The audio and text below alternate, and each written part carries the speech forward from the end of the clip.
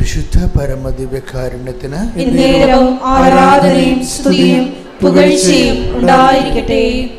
പരിശുദ്ധ പരമദിവ്യകാരുണ്യത്തിന് ആരാധനയും സ്തുതിയും പുകഴ്ചയും ഉണ്ടായിരിക്കട്ടെ.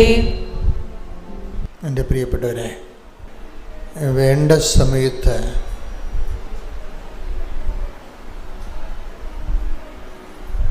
കരുണയും കൃപാവരവും ലഭിക്കുന്നതിനായി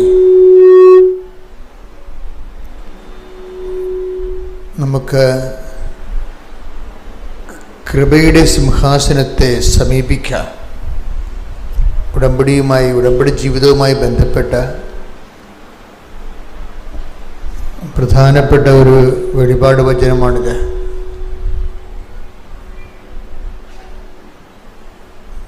ഹെബ്രായ ലേഖനം 4-ാം അധ്യായം 16-ാം വാക്യം. അതിനാൽ വേണ്ട സമയത്ത് കരുണയും കൃപാവരവും ലഭിക്കുന്നതിനായി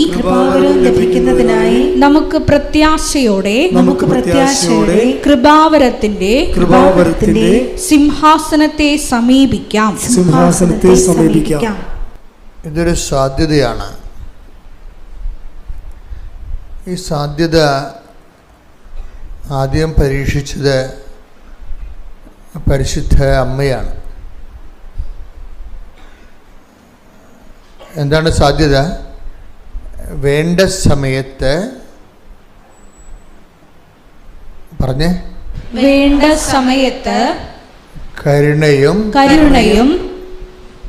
കൃപാവരവും ലഭിക്കുന്നതിനായി നമുക്ക് കൃപാവരത്തിന്റെ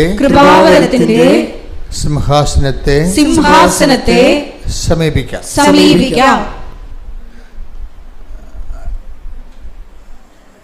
അപ്പൊ കൃപാവരത്തിന്റെ സിംഹാസനം എന്ന് പറയുന്നത് ഈശോയാണ്. ഈശോയെ സമീപിക്കാവുന്നാണ് പറയണത്. എന്താണ് വേണ്ട സമയത്ത് എന്തൊക്കെയാണ് നമുക്ക് ലഭിക്കേണ്ടത്? കരുണയും കൃപാവരവും. കരുണ എന്ന് പറയുമ്പോൾ 2-3-4 അർത്ഥങ്ങൾ അതിനകത്തുണ്ട് കരുണയ്ക്ക്. ഒന്ന്, നമ്മൾ ജസ്റ്റിഫൈ ചെയ്യപ്പെടുന്നത് ദൈവത്തിൻ്റെ കരുണ കൊണ്ടാണ്. ജസ്റ്റിഫിക്കേഷൻ നിങ്ങൾക്ക് എന്തുമാത്രം മനസ്സിലാവുമെന്നറിയത്തില്ല. അതായത് കംപ്ലീറ്റ് റൈറ്റ് ഓഫ് ചെയ്യുന്നതിനാണ് ജസ്റ്റിഫിക്കേഷൻ എന്ന് പറയുന്നത്. നമ്മുടെ പാപങ്ങളും നമ്മളെ യോഗ്യമാക്കി ദൈവം അങ്ങ് ഏകപക്ഷികമായിട്ട് ദൈവം നമ്മളെ റൈറ്റ് ഓഫ് ചെയ്യും. ഇപ്പോൾ കോടിക്കണക്കിന് രൂപയുടെ കടം യാതൊരുവിധ റെമിറ്റൻസും ഇല്ലാതെ അങ്ങ് ഫ്ലാറ്റായിട്ട് റൈറ്റ് ഓഫ് ചെയ്യുന്നതിനാണ് ഒരു വ്യക്തിയെ ജസ്റ്റിഫൈ ചെയ്തെടുക്കുക. അതിനാണ് ജസ്റ്റിഫിക്കേഷൻ എന്ന് പറയുന്നത്. തിയോളജിയിലെ ഭയങ്കരമായൊരു സബ്ജക്റ്റാണത് ജസ്റ്റിഫിക്കേഷൻ. ഈ കരുണ പലപ്പോഴും ജസ്റ്റിഫിക്കേഷനുമായിട്ട് ബന്ധപ്പെട്ടിരിക്കുന്നത്. അപ്പം ചില സമയത്ത് നമ്മളുടെ പഴയ ഫയലെല്ലാം പരിശോധിച്ചാൽ ഈ ജന്മത്ത് നമുക്ക് ദൈവം ഒരു അനുഗ്രഹം കിട്ടാനുള്ള സാധ്യത ഉണ്ടാകത്തില്ല. മനസ്സിലായില്ലേ? നമ്മുടെ പഴയ ഫയലൊക്കെ പരിശോധിച്ചാലേ ഈ ജന്മത്ത് ഒരു ഫേവർ കിട്ടാനുള്ള യാതൊരു സാധ്യത ഉണ്ടാകത്തില്ല. ഇവിടെ ദൈവത്തിൻ്റെ കരുണ വെച്ചിരിക്കുന്ന ഒരു പൊസിഷനാണ് ജസ്റ്റിഫിക്കേഷൻ. എന്നുവെച്ചാൽ എങ്ങനെയാണ് അത് ആ ജസ്റ്റിഫിക്കേഷൻ നമുക്ക് ലഭിക്കേണ്ട? വെറുതെ അല്ല, ഓശാരം കിട്ടണമല്ലത്. ദൈവം ജസ്റ്റിഫിക്കേഷന് വേണ്ടി ഒരാളെ ഉയർത്തിയിട്ടുണ്ട്. ആരാണത്? ക്രിസ്തുവിനെ. എന്നിട്ട് ക്രിസ്തുവിൻ്റെ കുരിശുരൂപം കണ്ടിട്ട് എൻ്റെ പാപങ്ങൾക്ക് പരിഹാരം അവൻ ഏറ്റെടുത്തു എന്ന് ഞാൻ വിശ്വസിക്കുമ്പോഴാണ് ജസ്റ്റിഫിക്കേഷൻ വരണത്. വെറുതെ അവനല്ല, ക്രിസ്തുവിൻ്റെ പാപങ്ങൾക്ക് പരിഹാരമാണെന്ന്. അതാണ് ജസ്റ്റിഫിക്കേഷൻ ബൈ ഫെയ്ത്ത് ആയിട്ട് വരണത്, വിശ്വാസത്തിൽ നീതീകരണം വരണത്. യേശു എനിക്ക് പകരക്കാരനായി,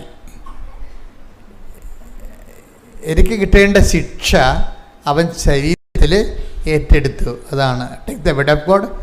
ശരീരത്തിൽ ശിക്ഷ വിധിച്ചു. റോമ 8:3. ശരീരത്താൽ ബലഹീനമാക്കപ്പെട്ട നിയമത്തിന് അസാധ്യമായത് ദൈവം ചെയ്തു. അവിടുന്ന് തന്റെ പുത്രനെ പാപപരിഹാരത്തിനു വേണ്ടി പാപകരമായ ശരീരത്തിന്റെ സാദൃശ്യത്തിൽ അയച്ചുകൊണ്ട് പാപത്തിന് ശരീരത്തിൽ ശിക്ഷ വിധിച്ചു. അതിനെ കുരിശുരൂപം ഇങ്ങനെ വെച്ചിരിക്കണത് ഇപ്പം എല്ലാ മിക്ക കത്തോലിക്ക റീത്തുകളിലും കുരിശുരൂപം ഇങ്ങനെ രൂപത്തോടെ കാണിക്കും. ചില സഭകളിൽ കുരിശ് മാത്രമേ കാണിക്കത്തുള്ളൂ. ഓർത്തഡോക്സ് സഭയിലൊക്കെ കുരിശ് പീഡാനുഭവം അനുഭവിച്ച പഞ്ചക്ഷതങ്ങളെ കാണിക്കും, മുൾക്കിരീടത്തെ കാണിക്കും, തിരുവിലാലും മുറിവ് ഇങ്ങനെ തുറന്നു കിടക്കണ കാണിക്കും. എന്താ കാര്യം? ഇത് കണ്ടുകൊണ്ടാണ് അവരെ ഭാവിക്കണമെന്നൊരു വചനമുണ്ട്. ആണിത് വരണത്. അവിടുന്ന്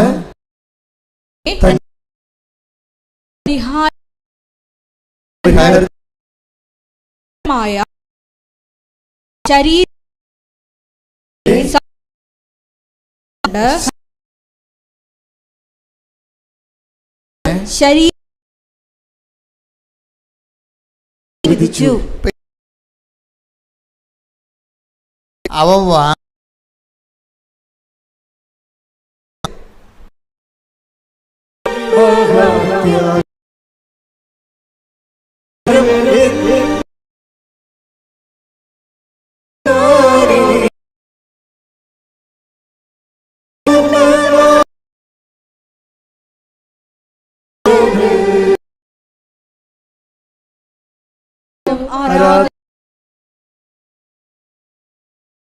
പരമതി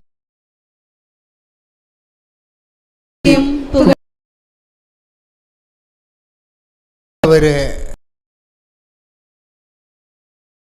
നമ്മളൊരിങ്ങനെ നോക്കിയവരല്ല, വിശ്വസിച്ചു എന്ന് എൻ്റെ അർത്ഥം. പറഞ്ഞ മനസ്സിലായില്ലേ?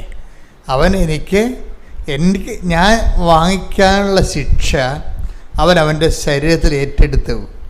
എനിക്ക് വേണ്ടി അവൻ പേയ്മെൻറ്റ് നടത്തിയെന്ന് ഞാൻ പേയ്മെൻറ്റ് നടത്തുന്നതിന് പകരം എനിക്ക് വേണ്ടി അവൻ പേയ്മെൻറ്റ് നടത്തി. ദൈവപിതാവിൻ്റെ തിരുസന്നിധിയിൽ പരിഹാരം ചെയ്തു. അപ്പോഴും പാപത്തിൻ്റെ ഇരുട്ടിൽ നിന്നാണ് ഞാൻ പ്രകാശത്തിലേക്ക് വരണത്.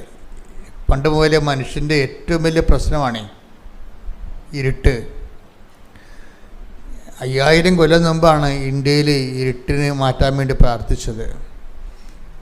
ഋഷിമാരൊക്കെ പ്രാർത്ഥിച്ചില്ലേ? തമസോമ ജ്യോതിർഗമയ, ഇരുട്ടിൽ നിന്ന് ഞങ്ങളെ പ്രകാശത്തിലേക്ക് നയിക്കണമേ. കാര്യം മനുഷ്യന്മാരിവിടെ വന്ന കാലം മുതൽ ഇപ്പോൾ കുറേ ആൾക്കാർ ഈ കാബ സ്റ്റോണിനൊക്കെ കല്ലെറിയത്തില്ലേ അല്ലേ? മുസ്ലിം സഹോദരങ്ങൾ കാബ സ്റ്റോണിൽ പോയി കല്ലെറിയും, പിശാസിനെ കല്ലെറിയും. അവരതിന് ഹജ്ജിന് പോയാണ് ചെയ്യണത്. എന്തിനാണ്? അവരുടെ പാപത്തിൻ്റെ പരിഹാരമാണ്. പോകുന്നവരും ഇരുമുടി കെട്ടിമുട്ടി പോകുന്നവരും പാപത്തിൻ്റെ പരിഹാരത്തിന് വേണ്ടിയാണ് പോണത്. അപ്പോൾ ഈ മനുഷ്യന്മാർ ഏത് മതത്തിൽപ്പെട്ടായാലും പാപം തന്നെയാണ്, അതിന് മാറ്റമൊന്നുമില്ല. ഏത് മതത്തിൽപ്പെട്ടതായാലും ഈ നൂറ്റാണ്ടുകളിലൂടെ സഹസ്രാബ്ദങ്ങളിലൂടെ എല്ലാം വരുമ്പോഴും ഇതൊരു ഇരുട്ടാണ്. ഇതിനെ ആര് എനിക്ക് മോചനം നൽകും, ആരെനിക്ക് മോചനം നൽകുമെന്ന് മനുഷ്യൻ്റെ അന്വേഷണമാണ് മതങ്ങളുടെ ആവിർഭാവത്തിന് കാരണം.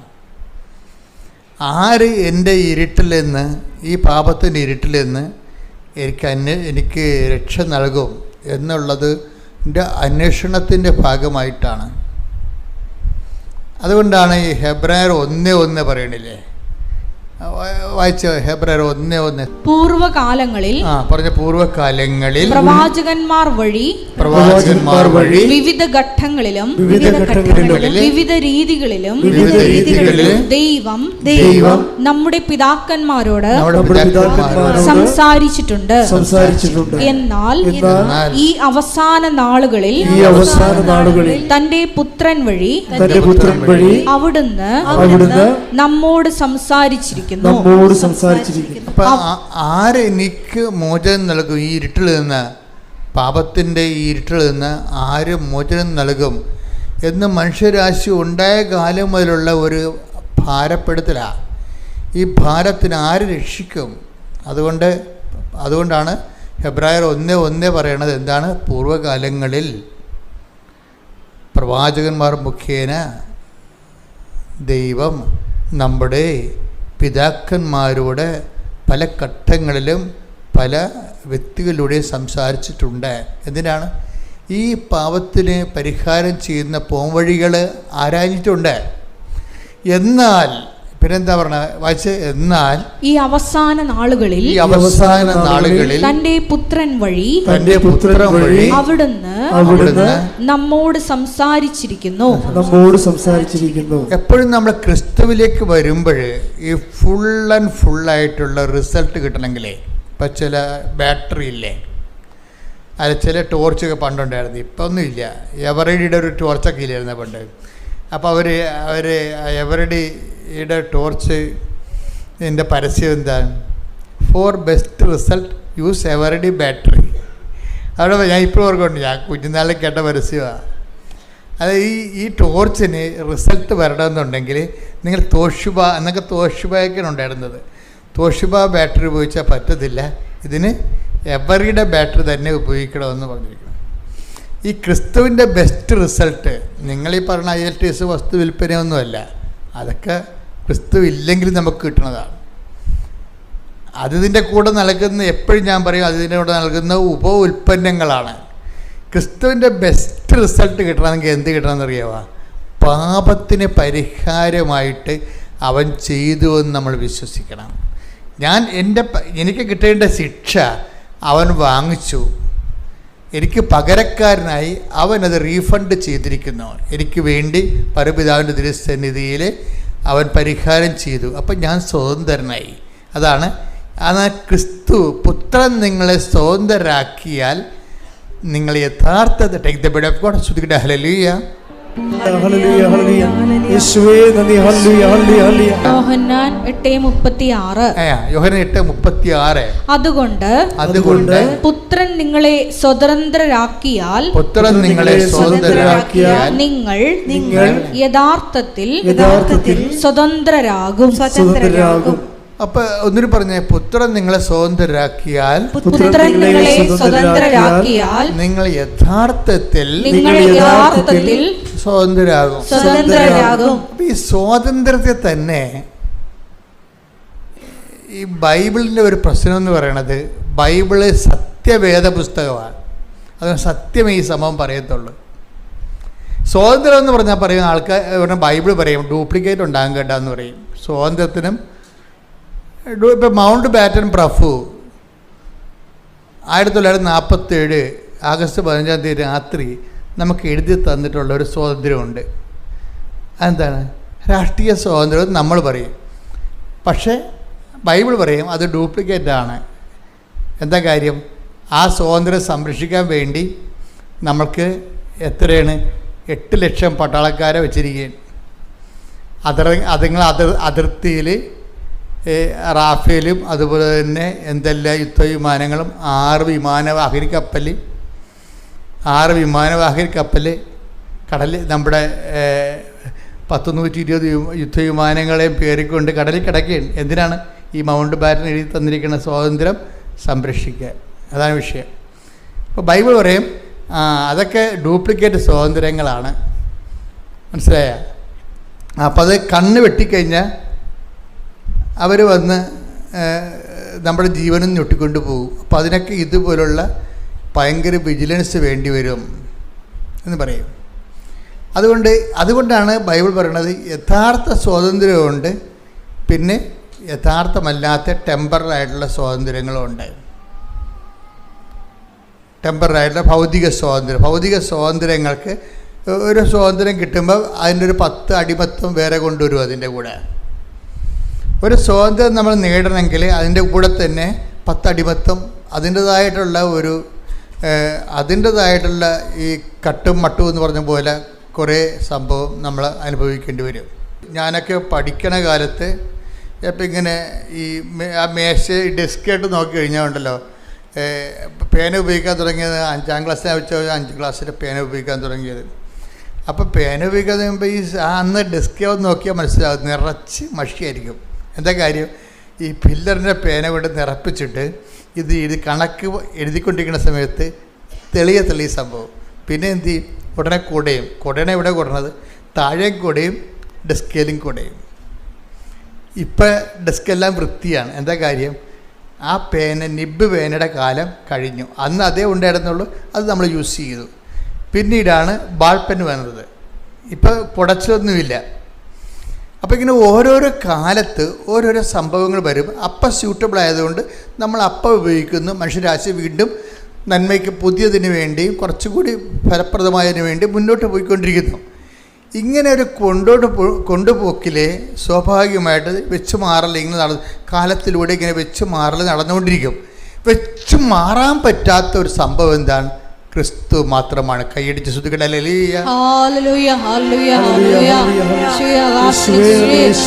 രക്ഷ നൽകപ്പെട്ട ഒരേ ഒരു നാമമാണ് അവിടുത്തേതെന്ന് ഞങ്ങൾ ഏറ്റുപറയുന്നു. ഹല്ലേലൂയ, ഹല്ലേലൂയ.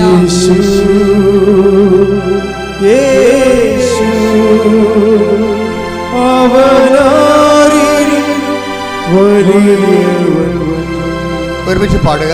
യേശു യേശു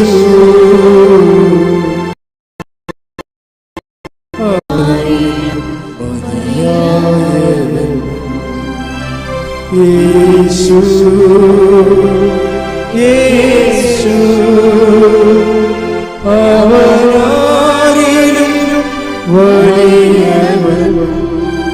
പരിശുദ്ധ പരമ ദിവ്യകാരുണ്യത്തിന് ആരാധനയും സ്തുതിയും പുകഴ്ചയും ഉണ്ടായിരിക്കട്ടെ. ഞാൻ മനസ്സിലാക്കിയിരിക്കുന്നത് ഒരു മനുഷ്യൻ്റെ ഏറ്റവും വലിയ ദുരന്തം ഈ ഭൂമിയിലെന്ന് പറയണത്, ഏറ്റവും വലിയ ദുരന്തങ്ങളുടെ ഒരു തട്ടകമാണല്ലോ ഈ ഭൂമി എന്ന് പറയുന്നത്. ഇപ്പോൾ ഒരു കപ്പലും പറഞ്ഞ് കിടക്കണില്ലേ, അതിൻ്റെ 10 കണ്ടെയ്നർ കടലിൽ ഒഴുകി നടക്കുകയാണ്. ഒരു ദുരന്തമാണ്. ദൈവം അനുഗ്രഹിച്ച് ആളപായമൊന്നും ഇല്ലാത്തതിന് ദൈവത്തിന് നന്ദി. മഴ തുടങ്ങിയിട്ടുണ്ട്, ദുരന്തക്കാഴ്ച കണ്ടുകൊണ്ടിരിക്കുന്നു നമ്മൾ. അപ്പം ഇങ്ങനെ ദുരന്തങ്ങൾ ഇവിടെ സുഖവും സന്തോഷവും ഉള്ള പോലെ തന്നെ ദുരന്തങ്ങളും അതിൻ്റെ കൂടപ്പിറപ്പായിട്ട് ഇങ്ങനെ വന്നുകൊണ്ടേയിരിക്കും. ഇപ്പം ഇതിങ്ങനെ ഓരോ കാലത്ത് ഇപ്പം നമ്മൾ ഓരോരോ കാലങ്ങളിൽ ഓരോരോ കാര്യങ്ങൾക്ക് വേണ്ടി നമ്മൾ ക്രിസ്തുവിനെ അന്വേഷിക്കുന്നുണ്ടെങ്കിലും ഇവിടെ ദുരന്തങ്ങൾ ഒന്നിനു പിറകെ ഒന്നായിട്ട് പലതരത്തിലുള്ള ദുരന്തങ്ങളുണ്ടെങ്കിലും ശരിക്കും പറഞ്ഞാൽ ഏറ്റവും വലിയ ക്യാപിറ്റൽ ട്രാജഡി കലാമിറ്റി, ഒരു CC എന്ന് പറയാവുന്ന ക്യാപിറ്റൽ കലാമിറ്റി എന്ന് വെച്ചാൽ എന്താണ്? ഒരു മനുഷ്യൻ ക്രിസ്തുവിനെ പൂർണ്ണമായിട്ട് അറിയാതെ മരിച്ചു പോണതാണ്. പ്രാർത്ഥിക്കുക. കർത്താവായ ദൈവമേ, നിന്നെ പൂർണ്ണമായി അറിയാനുള്ള എൻ്റെ ആഗ്രഹത്തെയും എൻ്റെ അവകാശത്തെയും നീ ആത്മജ്ഞാനം നൽകിക്കൊണ്ട് അഭിഷേകം നൽകണമേ. ശ്രുതിക്കട്ടെ. ഹല്ലേലൂയ. മഹത്വം മഹത്വം, ആരാധന ആരാധന. ദൈവപിതാവേ നന്ദി, ദൈവപിതാവേ മഹത്വം, ദൈവപിതാവേ ആരാധന. ഹല്ലേലൂയ, ഹല്ലേലൂയ, ഹല്ലേലൂയ. ദൈവശികൊണ്ട്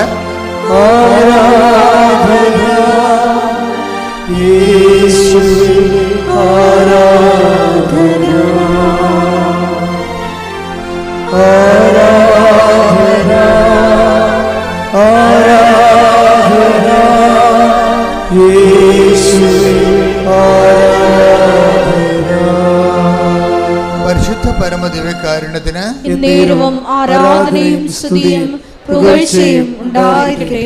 പരിശുദ്ധാത്മാവ് പറയണമെന്ന് വെച്ചാൽ നിങ്ങളെ ക്രിസ്തുവിൽ നിന്ന് ദൈവം ഉദ്ദേശിക്കുന്നത് നിങ്ങൾ ഉദ്ദേശിക്കണമെന്നാണ് പറയണത്.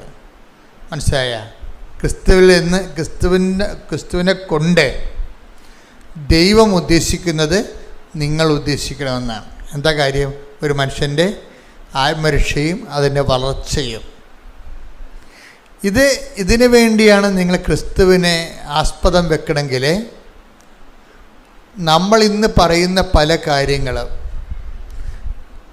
എന്താണ്, നമ്മൾ വിചാരിക്കുന്നതിന് മുമ്പ് തന്നെ ഈ വിഷയത്തിൽ നമ്മൾ തീരുമാനം ഉണ്ടാകും. ഞാൻ എപ്പോഴും അമ്മയുടെ കൂടെ നടക്കുന്ന ഒരാളാണ്. ചിന്തിച്ചും ആലോചിച്ചും പറഞ്ഞും അമ്മയോട് സംസാരിച്ചും ഒക്കെ ഞാൻ എപ്പോഴും അമ്മയോട് ചോദിച്ചിരിക്കുന്ന കാര്യങ്ങളെല്ലാം ഈ എൻ്റെ മനസ്സിലെപ്പോഴും പരിശുദ്ധ തോന്നിയിരിക്കുന്നത് ഈ ക്രിസ്തു രഹസ്യങ്ങളുടെ ഒരു കുറേ താക്കോൽ അമ്മയുടെ കയ്യിലുണ്ടെന്നുള്ളതാണ്. ക്രിസ്തു രഹസ്യങ്ങളുടെ മറിയത്തെ ഏറ്റവും നല്ല രൂപമെന്ന് പറയുന്നത് ഒരു കൂട്ടം താക്കോൽ പിടിച്ച് നിൽക്കുന്ന ഒരു ലേഡിയുടെ രൂപമാണ്. എന്താ കാര്യം? ക്രിസ്തുവിൻ്റെ രഹസ്യങ്ങളെ വെളിപ്പെടുത്താൻ പറ്റിയ ദൈവം കൊടുത്ത കുറേ താക്കോലുകളുണ്ട് മറിയത്തിൻ്റെ കയ്യിൽ. മറിയമാണ് ഇതിനൊക്കെ എല്ലാം ബെസ്റ്റ്. ഇപ്പം ഞാൻ നിങ്ങളോട് പറഞ്ഞ വചനം ഞാൻ നേരത്തെ പറഞ്ഞില്ലേ, വേണ്ട സമയത്ത് അതെനിക്കിപ്പം കിട്ടിയതായിരുന്നു. ഞാൻ ഇങ്ങോട്ട് പോരാൻ നേരത്ത് കിട്ടിയ വേണ്ട സമയത്ത്. ഹെബ്രായർ 4:16 വായിച്ച്. ഹെബ്രായർ 4:16. അതിനാൽ വേണ്ട സമയത്ത് കരുണയും കൃപാവരവും ലഭിക്കുന്നതിനായി നമുക്ക് പ്രത്യാശയോടെ കൃപാവരത്തിന്റെ സിംഹാസനത്തെ സമീപിക്കാം. അപ്പൊ ഈ വേണ്ട സമയത്ത് ഉതകാൻ വേണ്ടി ഇപ്പം കാര്യങ്ങളൊക്കെ ശരിയാണ്, പക്ഷെ വേണ്ട സമയത്ത് ഉതകത്തില്ലെന്ന് പറയത്തില്ലേ? ചില ആൾക്കാരെ കുറിച്ചുള്ള കമൻ്റ് അതാണ്. ആൾ കൊള്ളാം, ആൾ കഴിവുള്ളവനാണ്, പക്ഷെ വേണ്ട സമയത്ത് ഉതകത്തില്ല. അതാ മനുഷ്യരാശിൻ്റെ നമുക്ക് എല്ലാവരുമൊക്കെ ഉണ്ടാകും, നമുക്കും ആസ്തി പദ്ധതിയൊക്കെ ഉണ്ടാകും, പക്ഷെ വേണ്ട സമയത്ത് നമുക്ക് ഉതകത്തില്ല. ഇത് ഒരു ജീവിതത്തിൻ്റെ ഒരു പ്രശ്നമാണ്. വേണ്ട സമയത്ത് എല്ലാവരും ഉണ്ട്, പക്ഷെ വേണ്ട സമയത്ത് ഉതകത്തില്ല. അതുകൊണ്ടാണ് മനുഷ്യൻ പറയണത് അകലത്തെ ബന്ധുവിനേക്കാൾ നല്ലതാണ് അയലത്തെ ശത്രു. അത് വേണ്ട സമയത്ത് ഉതകണം അവനായിരിക്കും, ബന്ധുവൊക്കെ ആയിരിക്കും, പക്ഷേ വേണ്ട സമയത്ത് വേണ്ട സമയത്ത് എന്ന് പറയണത് ആണ് ഉതകണമെങ്കിൽ വേണ്ട സമയത്ത് തന്നെ ഉതകണം. അത് കഴിഞ്ഞിട്ട് ഉതകിയിട്ട് കാര്യമില്ല. ഇപ്പം ഒരു ചേട്ടൻ ഒരു ദിവസം എന്നോട് പറഞ്ഞേ, എൻ്റെ അച്ഛാ, ഇതിനിപ്പം നമ്മുടെ മെഡിക്കൽ സ്റ്റോറിൽ ഒക്കെ വളരെ വില കുറവാണ് ഈ മരുന്നിന്. പക്ഷേ എൻ്റെ അമ്മയ്ക്ക് ഈ രോഗം വന്നപ്പോഴേ ഈ മരുന്ന് ജർമ്മനിയിലേ ഉണ്ടായിരുന്നുള്ളൂ. അത് ഞങ്ങൾ വരുത്തിച്ചിട്ട് ബോംബെയിൽ എത്തിയായിരുന്നു. അപ്പോൾ അമ്മ മരിച്ചു പോയെന്നാണ്. വേണ്ട സമയത്ത് ആ മരുന്നുണ്ട്, അവരെത്തിച്ചതാണ്. ഇന്ന് ചന്തയിൽ ഇങ്ങനെ ഏത് വിളച്ചെന്ന് ചോദിച്ചാലും കിട്ടണം മരുന്ന്. ഒരു കാലത്ത് അന്ന് അയാൾ കരയണ സങ്കടപ്പെട്ട് പറഞ്ഞാണ്, ഈ മരുന്ന് ഇന്നത്തെ പോലെ അവസാനം ഉണ്ടായെങ്കിൽ എൻ്റെ അമ്മ ഇന്നും ഉണ്ടായനാണ്. എൻ്റെ കാര്യത്തിൽ വേണ്ട സമയത്ത് അത് ഉതകില്ലെന്ന് അയാൾ പറയണത്. അപ്പോൾ എന്തുകൊണ്ട് ഇല്ല എന്നല്ല പ്രശ്നം, വേണ്ട സമയത്ത് ഉതകുകയാണ്. അപ്പോഴീ വേണ്ട സമയത്ത് നമുക്ക് ഉതകാൻ വേണ്ടിയാണ് ദൈവം എന്താണ് ക്രിസ്തുവിനെ അയച്ചിരിക്കുന്നത്. വീട്ടില്ലേ, ക്രിസ്തുവിനെ അയച്ചതിൻ്റെ ഒരു ലക്ഷ്യം എന്താ? വേണ്ട സമയത്ത് നമുക്ക് ഉതകുക, വേണ്ട സമയത്ത് വേണ്ട കാര്യത്തിന് ഉതകുക. അതുകൊണ്ട് എന്താ പറയണത്, അതിന് നമുക്ക് കുറേ സാധനങ്ങൾ വേണം. ഒന്ന്, വേണ്ട സമയത്ത് ഉതകണമെങ്കിൽ എന്ത് ചെയ്യണം? നമ്മൾക്ക് കുറേ കാര്യം റൈറ്റ് ഓഫ് ചെയ്ത് കളയണം. അതാണ് വേണ്ട സമയത്ത് കരുണ കിട്ടണം. കരുണയെന്ന് പറഞ്ഞാൽ എന്താണ്? മേഴ്സി എന്ന് വെച്ചാൽ ഗ്രേസാണ് കരുണ. ഗ്രേസ് എന്ന് പറയുന്നതിൻ്റെ ഉദ്ദേശം രണ്ട് കാര്യങ്ങളാണ്. ഒന്ന്, ഗ്രേസ് ഒരു ഫ്രീ ഗിഫ്റ്റാണ്. ക്രിസ്തുവിലൊരു ആളെ വിശ്വസിക്കുമ്പോൾ തന്നെ ദൈവം അലോട്ട് ചെയ്യുന്നതാണ് ദൈവത്തിൻ്റെ പവർ ഓഫ് ഗോഡ് എന്ന് പറയുന്നത്. ഇതിൻ്റെ ഏറ്റവും വലിയ ഗുണമെന്ന് പറയുന്നത് പാപം ചെയ്യാതിരിക്കാനുള്ള കഴിവാണ്. നമ്മൾ അതിനെക്കുറിച്ച് ചിന്തിക്കാറ് പോലും ഇല്ല. നമ്മൾ കൃപാവരം എന്നൊക്കെ പറയുമെങ്കിലും കൃപാവരത്തിൻ്റെ അൾട്ടിമേറ്റ് ഉദ്ദേശം എന്താണെന്നറിയാമോ? ദൈവം ഉദ്ദേശിക്കുന്നത് പാപം ചെയ്യാതിരിക്കാനുള്ള കഴിവാണ്. ബാക്കിയെല്ലാം ഇത് ഈ ഒരു സ്റ്റാറ്റസ് കിട്ടിയാൽ ബാക്കിയുള്ളതൊന്നും പ്രശ്നമല്ല. ഈ ഗ്രേസിൻ്റെ വരപ്രസാദത്തിൻ്റെ ഏറ്റവും വലിയ ഇഫക്റ്റ് എന്ന് പറയുന്നത് ഒന്ന് പാപം ചെയ്യാതിരിക്കാനുള്ള കഴിവാണ്. കാര്യം പാപമാണ് ഈ രൂപത്തിലാക്കി ക്രിസ്തുവിനെ പോലും ആക്കി കളഞ്ഞിരിക്കുന്നത്. അപ്പോൾ ഇത് രണ്ടും കൂടി ഒരുമിച്ച് പോകത്തില്ല. ഒരു പാപകരമായ ജീവിതവും ക്രിസ്തുവിലുള്ള ജീവിതവും തമ്മിൽ ഒരുമിച്ച് പോകത്തില്ല. നിങ്ങൾ ആരും അങ്ങനെ വിചാരിക്കരുത്. അതുകൊണ്ട് തന്നെ ഈ കാര്യത്തിലൊക്കെ ഒരു തീരുമാനം വരണം. എന്തുമാത്രം ഉടമ്പടി പുരോഗമിക്കുന്നു അത്രയും നമ്മൾ വിശുദ്ധിയിൽ വളരാൻ വേണ്ടിയുള്ള ദൈവത്തിൻ്റെ പദ്ധതികളോട് സഹകരിക്കുകയാണ്. പറഞ്ഞേ, എന്തുമാത്രം നമ്മൾ ഉടമ്പടിയിൽ പുരോഗമിക്കുന്നു അത്രയും നമ്മൾ വിശുദ്ധി വളരാനുള്ള ദൈവത്തിന്റെ പദ്ധതികളോട് സഹകരിക്കുകയാണ്. ദൈവത്തിന്റെ ഒരു പദ്ധതി കൊണ്ട് എന്താണ് കാര്യം? നമ്മൾ വിശുദ്ധിയിൽ വളരണം. അപ്പോൾ ആ പദ്ധതിയോടുള്ള സഹകരണമാണ് ഈ ഉടമ്പടി. അമ്മ എന്താ ചെയ്യണത്? ഈ വേണ്ട സമയത്ത് നമുക്ക് കരുണയും കൃപാവരവും ലഭിക്കുന്നതിന് വേണ്ടി കൃപാവരത്തിന്റെ സിംഹാസനത്തെ സമീപിക്കാം. അപ്പൊ ഈ കൃപാവരത്തിന്റെ സിംഹാസനത്തെ വേണ്ട സമയത്ത് ദൈവത്തിൻ്റെ കരുണ ലഭിക്കാൻ വേണ്ടി ആദ്യം സമീപിച്ചത് ആരാണ്? അമ്മയാണ്. ഇല്ല, ഇതാണ് എന്നോട് ഇപ്പം പറഞ്ഞത്. ഇങ്ങോട്ട് കയറാൻ നേരത്ത് പറഞ്ഞ ഇതാണ്. ഈ കൃപാവരത്തിൻ്റെ ഈ ഹെബ്രായർ 4:16 അനുസരിച്ചുകൊണ്ട് ഒരു മനുഷ്യൻ്റെ വേണ്ട സമയത്ത് അവന് ദൈവത്തിൻ്റെ കരുണ ലഭിക്കാൻ വേണ്ടി ദൈവത്തിൻ്റെ കൃപാവരം ലഭിക്കാൻ വേണ്ടി കൃപാവരത്തിൻ്റെ സിംഹാസനമായ ക്രിസ്തുവിനെ ആദ്യം സമീപിച്ചത് ആരാണ്? അമ്മയാണ്. അതാണ് അവർക്ക് വീഞ്ഞില്ല എന്ന് പറയണത്. മനസ്സിലായില്ലേ? ആദ്യം സമീപിച്ചത് ആദ്യത്തെ സമീപനമാണ്. ഇതുകൊണ്ടാണ് നമ്മുടെ ക്രിസ്തുവിലുള്ള ജീവിതത്തിൻ്റെ ഒരു മെൻറ്റർ എന്ന് പറയുന്നത് ആരാണ്? ഒരു ക്രിസ്ത്യൻ ലൈഫിൻ്റെ മെൻറ്റർ ആരാണ്? മറിയമാണ് ശരിക്കും. ഇപ്പം ഞാൻ നിങ്ങളുടെ ആദ്യം പറഞ്ഞ വചനമുണ്ടല്ലോ, എന്താണ്? ഹെബ്രായർ 1:1 വായിച്ചോ, ഒന്നുകൂടി വായിച്ചേ. പൂർവകാലങ്ങളിൽ പ്രവാചകന്മാർ വഴി വിവിധ ഘട്ടങ്ങളിലും വിവിധ രീതികളിലും ദൈവം നമ്മുടെ പിതാക്കന്മാരോട് സംസാരിച്ചിട്ടുണ്ട്. എന്നാൽ ഈ അവസാന നാളുകളിൽ തന്റെ പുത്രൻ വഴി അവിടുന്ന് നമ്മോട് സംസാരിച്ചിരിക്കുന്നു. അപ്പൊ ഇത് നമ്മൾ അതായത് ഈ വികസനത്തിന്റെ അവസാന വണ്ടി എന്ന് പറഞ്ഞിട്ട് ഞങ്ങള് ഈ നമ്മുടെ AK ആന്റണി സാറ് മുഖ്യമന്ത്രിയായിരുന്ന കാലത്ത് ഇവിടെ കുറച്ച് വികസനങ്ങളുടെ പദ്ധതികൾ ഗവൺമെൻറ് അനൗൺസ് ചെയ്തിരുന്നു. ഇപ്പം ഇവിടെ എന്ത് വികസനം കൊണ്ടുവന്നാലും പ്രതിപക്ഷത്തിരിക്കുന്നവർ ചവിട്ടിത്താത്തുകയും പൊടി പിടിക്കുകയും അത് നശിപ്പിക്കുകയും കേരളത്തിനെ പിന്നോട്ടടിക്കുകയും ചെയ്യും. ഇതൊരു സ്ഥിരം കലാപരിപാടിയായിരുന്നു പണ്ട്. അതായത് നാടിൻ്റെ പൊതുപുരോഗതിക്കാണെന്ന് പറഞ്ഞാലും ശരി, ഒരു ഭരണകക്ഷി ഒരു പദ്ധതി കൊണ്ടുവന്ന് കഴിയുമ്പോൾ മറ്റവന്മാർ ചവിട്ടിത്താത്തു.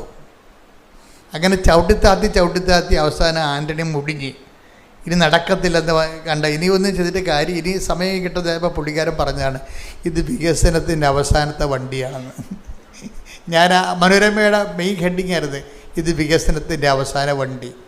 ഞാൻ എൻ്റെ മനസ്സിലെന്ന് വെച്ചാൽ ഈ വചനം കേട്ടപ്പോൾ എൻ്റെ മനസ്സിൽ വന്ന ഇതാണ്, ഇത് രക്ഷയുടെ അവസാന വണ്ടിയാണ്. അത് നമ്മളോട് ആര് പറഞ്ഞ പൂർവ്വകാലങ്ങളിൽ പ്രവാചകന്മാർ മുഖേന എന്ന് വായിച്ച് വിവിധ ഘട്ടങ്ങളിലും വിവിധ രീതികളിലും ദൈവം നമ്മുടെ പിതാക്കന്മാരോട് സംസാരിച്ചിട്ടുണ്ട്. എന്നാൽ ഈ അവസാന നാളുകളിൽ അവസാന വണ്ടി രക്ഷയുടെ അവസാന വണ്ടിയാണ്. എത്രയോ കാലങ്ങളായിട്ട് ദൈവം പ്രവാചകന്മാരെയും മതസ്ഥാപകരെയും എന്തുമാത്രം മതസ്ഥാപകരുണ്ടായി, എത്രയോ മതസ്ഥാപകർ ദൈവം വിട്ടു, എന്തുമാത്രം പ്രവാചകന്മാരെ വിട്ടു. ഇനി മനുഷ്യ കഥാനുഗായികളുണ്ട്, മതം സ്ഥാപിച്ചില്ലെങ്കിൽ പോലും അവരുടെ സോക്രട്ടീസിനെ പോലെയുള്ള അവരുടെ നിലപാടുകൾ കൊണ്ട് തന്നെ മനുഷ്യവംശത്തെ സത്യത്തിൻ്റെ പാതയിലേക്ക് പിടിച്ചു വലിച്ചു കൊണ്ടുവരാൻ ശ്രമിച്ചിട്ടുള്ളവരുണ്ട്, ഒത്തിരി പേരുണ്ട്. അങ്ങനെ അവസാന കാലങ്ങളിലെ എന്താണ് തൻ്റെ പുത്രൻ വഴി നമ്മളോട് സംസാരിച്ചിരിക്കുന്നത്. എന്താ പറഞ്ഞിരിക്കുന്നത്? ഇത് മനുഷ്യൻ്റെ രക്ഷയുടെ അവസാനത്തെ ആളാണ്. ഈ മനുഷ്യരക്ഷയുടെ അവസാനത്തെ ആളാണെന്ന് നമ്മളോട് പുതിയ നിയമത്തിൽ പറഞ്ഞിരിക്കുന്നത് ആരാണ്? അമ്മയാണ് പറഞ്ഞിരിക്കുന്നത്. അതാണ്, ഇത് രക്ഷയുടെ അവസാനത്തെ ആളാണ്. ഇത് ലോകത്തിന് പരിചയപ്പെടുത്തി കൊടുത്തത് മറിയമാണ്. ഇതുകൊണ്ടാണ് ഏറ്റവും ബെസ്റ്റ് ക്രിസ്ത്യൻ മെൻറ്റർ, അതായത് ഒരു ക്രിസ്ത്യൻ ഒരു വിശ്വാസ ജീവിതത്തിന് നമ്മളെ സഹായിക്കുന്ന ഫസ്റ്റ് മെൻറ്റർ എന്ന് പറയുന്നത് മറിയമാണ്. ഈ മറിയത്തിൻ്റെ വായിൽ നിന്നാണ് പരിശുദ്ധാത്മാവ് എങ്ങനെയാണ് ക്രിസ്തുവിനെ സ്വീകരിക്കുന്നതിൻ്റെ ഫണ്ടമെൻ്റൽ ഫോർമുല വെളിപ്പെടുത്തിയിരിക്കുന്നത്. എങ്ങനെയാണ് ഒരു വ്യക്തി നമ്മുടെ ജീവിതത്തിലേക്ക് ക്രിസ്തുവിനെ ഇടപെടുത്തുന്നതിന് എന്താണ് നമുക്ക് ചൂണ്ടിക്കാണിക്കാം. യോഹന്നാൻ പറയും this is the love of God. Yohannan 1:29. അടുത്ത ദിവസം യേശു തന്റെ അടുത്തേക്ക് വരുന്നത് കണ്ട് അവൻ പറഞ്ഞു ഇതാ ലോകത്തിന്റെ പാപം നീക്കുന്ന ദൈവത്തിന്റെ കുഞ്ഞാട്. അപ്പൊ യോഹന്നാൻ കാണിച്ചെന്ന ചൂണ്ടിക്കാണിക്കണം ചെയ്തത്. മറിയം ചൂണ്ടിക്കാണിക്കുകയല്ല ചെയ്തത്. മറിയം പറഞ്ഞ് ഇങ്ങനെ ചൂണ്ടിക്കാണിക്കേണ്ട ആളല്ല ഇത്. പിന്നെന്താണ്? ഇത് ജീവിതത്തിലോട്ട് ക്ഷണിച്ചു വരുത്തേണ്ട ആളാണ്. ഈ ജീവിതത്തിൽ നമ്മുടെ കൂടെ ജീവിക്കേണ്ട ആളാണ്. ഈ ആൾ നമ്മുടെ കൂടെ ജീവിച്ചു കഴിഞ്ഞാൽ ഇനി ലോകത്തിലുള്ള എല്ലാ വാഗ്ദാനങ്ങളും ഇവനിലാണ്. അതെ, take the bed of God, എല്ലാ വാഗ്ദാനങ്ങളും. 2 Corinthians 1:20. ദൈവത്തിന്റെ സകല വാഗ്ദാനങ്ങളും ക്രിസ്തുവിൽ അതേ എന്ന് തന്നെ. അതായത് അവസാന വണ്ടിയാണ്. അവസാന വണ്ടി എന്ന് പറയുമ്പോൾ കാരിക്കടിച്ച് വന്നിരിക്കണതല്ല, എല്ലാത്തിനും സമാധാനം പറഞ്ഞിരിക്കുന്ന, എല്ലാത്തിൻ്റെയും ആൻസറായിട്ടാണ് എൻ്റെ ഉള്ളത്. മനുഷ്യരാശി ഉഴലുന്ന ആധ്യാത്മികവും ഭൗതികവുമായിട്ടുള്ള എല്ലാത്തിൻ്റെ ആൻസറാണ്. അതാണ് ജീസസ് ഇസ് ദ ആൻസർ എന്ന് പറയുന്നത്. നമ്മൾ എടുത്ത് ചില സ്റ്റിക്കറെ കണ്ടിട്ടില്ലേ, Jesus is the answer. Jesus is the answer for all questions ആണ്. ഭൗതികവും ആത്മീയവുമായ മനുഷ്യൻ്റെ എല്ലാവിധ ആശങ്കകളുടെയും ചോദ്യങ്ങൾക്ക് ഉത്തരവാണ്. അതുകൊണ്ടാണ് 2 Corinthians 1:20 പറയണത് ക്രിസ്തു പറഞ്ഞ സകല വാഗ്ദാനങ്ങളും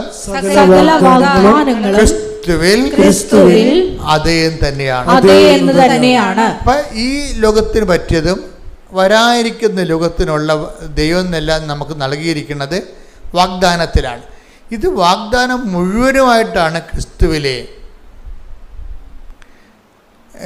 ദൈവം ക്രോഡീകരിച്ചിരിക്കുന്നത്. ക്രിസ്തുവിനെ സ്വീകരിക്കുന്നവൻ ദൈവത്തിൻ്റെ എല്ലാ വാഗ്ദാനങ്ങളും നമ്മൾ പ്രാപിക്കുകയാണ്. ദൈവത്തിൻ്റെ എല്ലാ വാഗ്ദാനം പ്രാപിക്കുകയാണ്. അപ്പം അതുകൊണ്ട് തന്നെ ക്രിസ്തുവിനെ സ്വീകരിക്കാൻ വേണ്ടിയുള്ള ഒരു വളരെ ലളിതമായൊരു ഫോർമുലയാണ് പരിശുദ്ധാത്മാവ് അമ്മയിലൂടെ വെളിപ്പെടുത്തുന്നത്. എന്താണ്? ക്രിസ്തുവിനെ നിനക്ക് സ്വീകരിക്കണോ? നീ ഒരു ഫ്രഷ് ഹാൻഡാണ്. നീ ആദ്യമാണ് ക്രിസ്തുവിനെ കേൾക്കുകയാണ്. Do you want to receive Jesus Christ? നിങ്ങൾക്ക് കർത്താവിനെ സ്വീകരിക്കണമെന്നുണ്ടോ? എങ്കിൽ ഇറ്റ് ഈസ് വെരി ഈസി. എന്താ ചെയ്യേണ്ടത്? എന്ത് ചെയ്യണം? നീ അവിടെ പോയി ഏതെങ്കിലും വെള്ളത്തിലോ കടലിലോ പോയി മുങ്ങേണ്ട കാര്യമില്ല. പിന്നെ എന്താ കാരണത്? നീ ഇത്രയേ ഉള്ളൂ, അവൻ പറയണ പോലെ ചെയ്യുക. വചനത്തിലുള്ള ജ്ഞാനസ്ഥാനമാണ്. ഇതൊരു ജ്ഞാനസ്ഥാനമാണ് ശരിക്കും. പക്ഷേ ആർക്കും ചെയ്യാം. ഒരു സഭയുടെ ഭാഗമാകാതെ തന്നെ നിന്നെ ക്രിസ്തുവിനെ സ്വീകരിക്കാൻ പറ്റും. എന്താ കാര്യം? ഫ്രഷ് ഹാൻഡ്സിൻ്റെ ദൈവം നൽകുന്ന ഏറ്റവും വലിയ ഒരു ചാൻസാണ്, ഒരു ഒക്കേഷനാണ്, ഒരു ഓഫറാണ്. ഇതൊരു പുതിയ കാലത്തിൻ്റെ പുതിയ ഓഫറാണ്. എന്താണ്? നിനക്ക് നിന്നെ ക്രിസ്തുവിനെ സ്വീകരിക്കണം എങ്കിൽ അതിന് എളുപ്പമാർഗം എന്താണ്? അവൻ പറയണ പോലെ ചെയ്യുക. അവൻ പറയണ പോലെ ചെയ്യുക. ഈ ഉടമ്പടിയുടെ ഉൾക്കാമ്പെന്ന് പറഞ്ഞാൽ ഇതാണ്. എന്താ കാര്യം? മറിയം കണ്ടെടുത്ത ക്രിസ്തുവിനെ, ഹെബ്രായർ 4:16 ക്രിസ്തുവിനെയും നമ്മൾക്ക് അക്സസറി ആക്കി തരികയാണ്. എന്ന് വെച്ച് കഴിഞ്ഞാൽ ഒത്തിരി കഷ്ടപ്പെട്ട്, കാര്യം ക്രിസ്തുവിനെ സ്വീകരിക്കുന്നത് ഒരു ദുർവഹമായ ചുമടായി മാറ്റരുതെന്ന് ക്രിസ്തുവിന് ഭയങ്കര ആഗ്രഹമുണ്ട്. നിങ്ങൾ ദുർവഹമായ ചുമടുകൾ മനുഷ്യരുടെ മുമ്പിൽ വെക്കുന്നു, എന്നിട്ട് നിങ്ങളതിൽ പ്രവേശിക്കുന്നില്ല, പ്രവേശിക്കാൻ വന്നവരെ നിങ്ങൾ തടയുന്നു എന്നൊക്കെ പറഞ്ഞ് ക്രിസ്തുവിൻ്റെ സ്റ്റേറ്റ്മെൻ്റ് ഉണ്ട്. അതിനെ അഡ്രസ്സ് ചെയ്തുകൊണ്ടാണ് ഞാൻ ഇപ്പോൾ പരിശുദ്ധനോട് സംസാരിക്കുന്നത്. ഒരു ദുർവഹമായ ചുമടില്ലേ എൻ്റെ അകത്ത്? സിമ്പിളാണ്. എന്താ കാര്യം? അവൻ പറയണത് പോലെ ചെയ്യുക. പ്രാർത്ഥിക്കുക. കർത്താവായ ദൈവമേ, സകല വാഗ്ദാനങ്ങളും ഒന്നായി ക്രിസ്തുവായി മാറിയ ദൈവത്തിന്റെ പദ്ധതി ഉൾക്കൊള്ളാൻ ക്രിസ്തുവിന്റെ വചനം അനുസരിച്ചുകൊണ്ട് ജീവിതം പുനഃക്രമീകരിക്കുവാൻ പരിശുദ്ധമേ ദൈവമാതാവേ ഞങ്ങളെ അനുഗ്രഹിക്കണമേ. ഈശോമിശിഹ വാഗ്ദാനങ്ങൾക്ക് ഞങ്ങൾ യോഗ്യരാകുവാൻ സർവേശ്വരന്റെ പരിശുദ്ധ ദൈവമാതാവേ ഞങ്ങൾക്ക് വേണ്ടി അപേക്ഷിക്കണമേ. ശ്രദ്ധിക്കട്ടെ.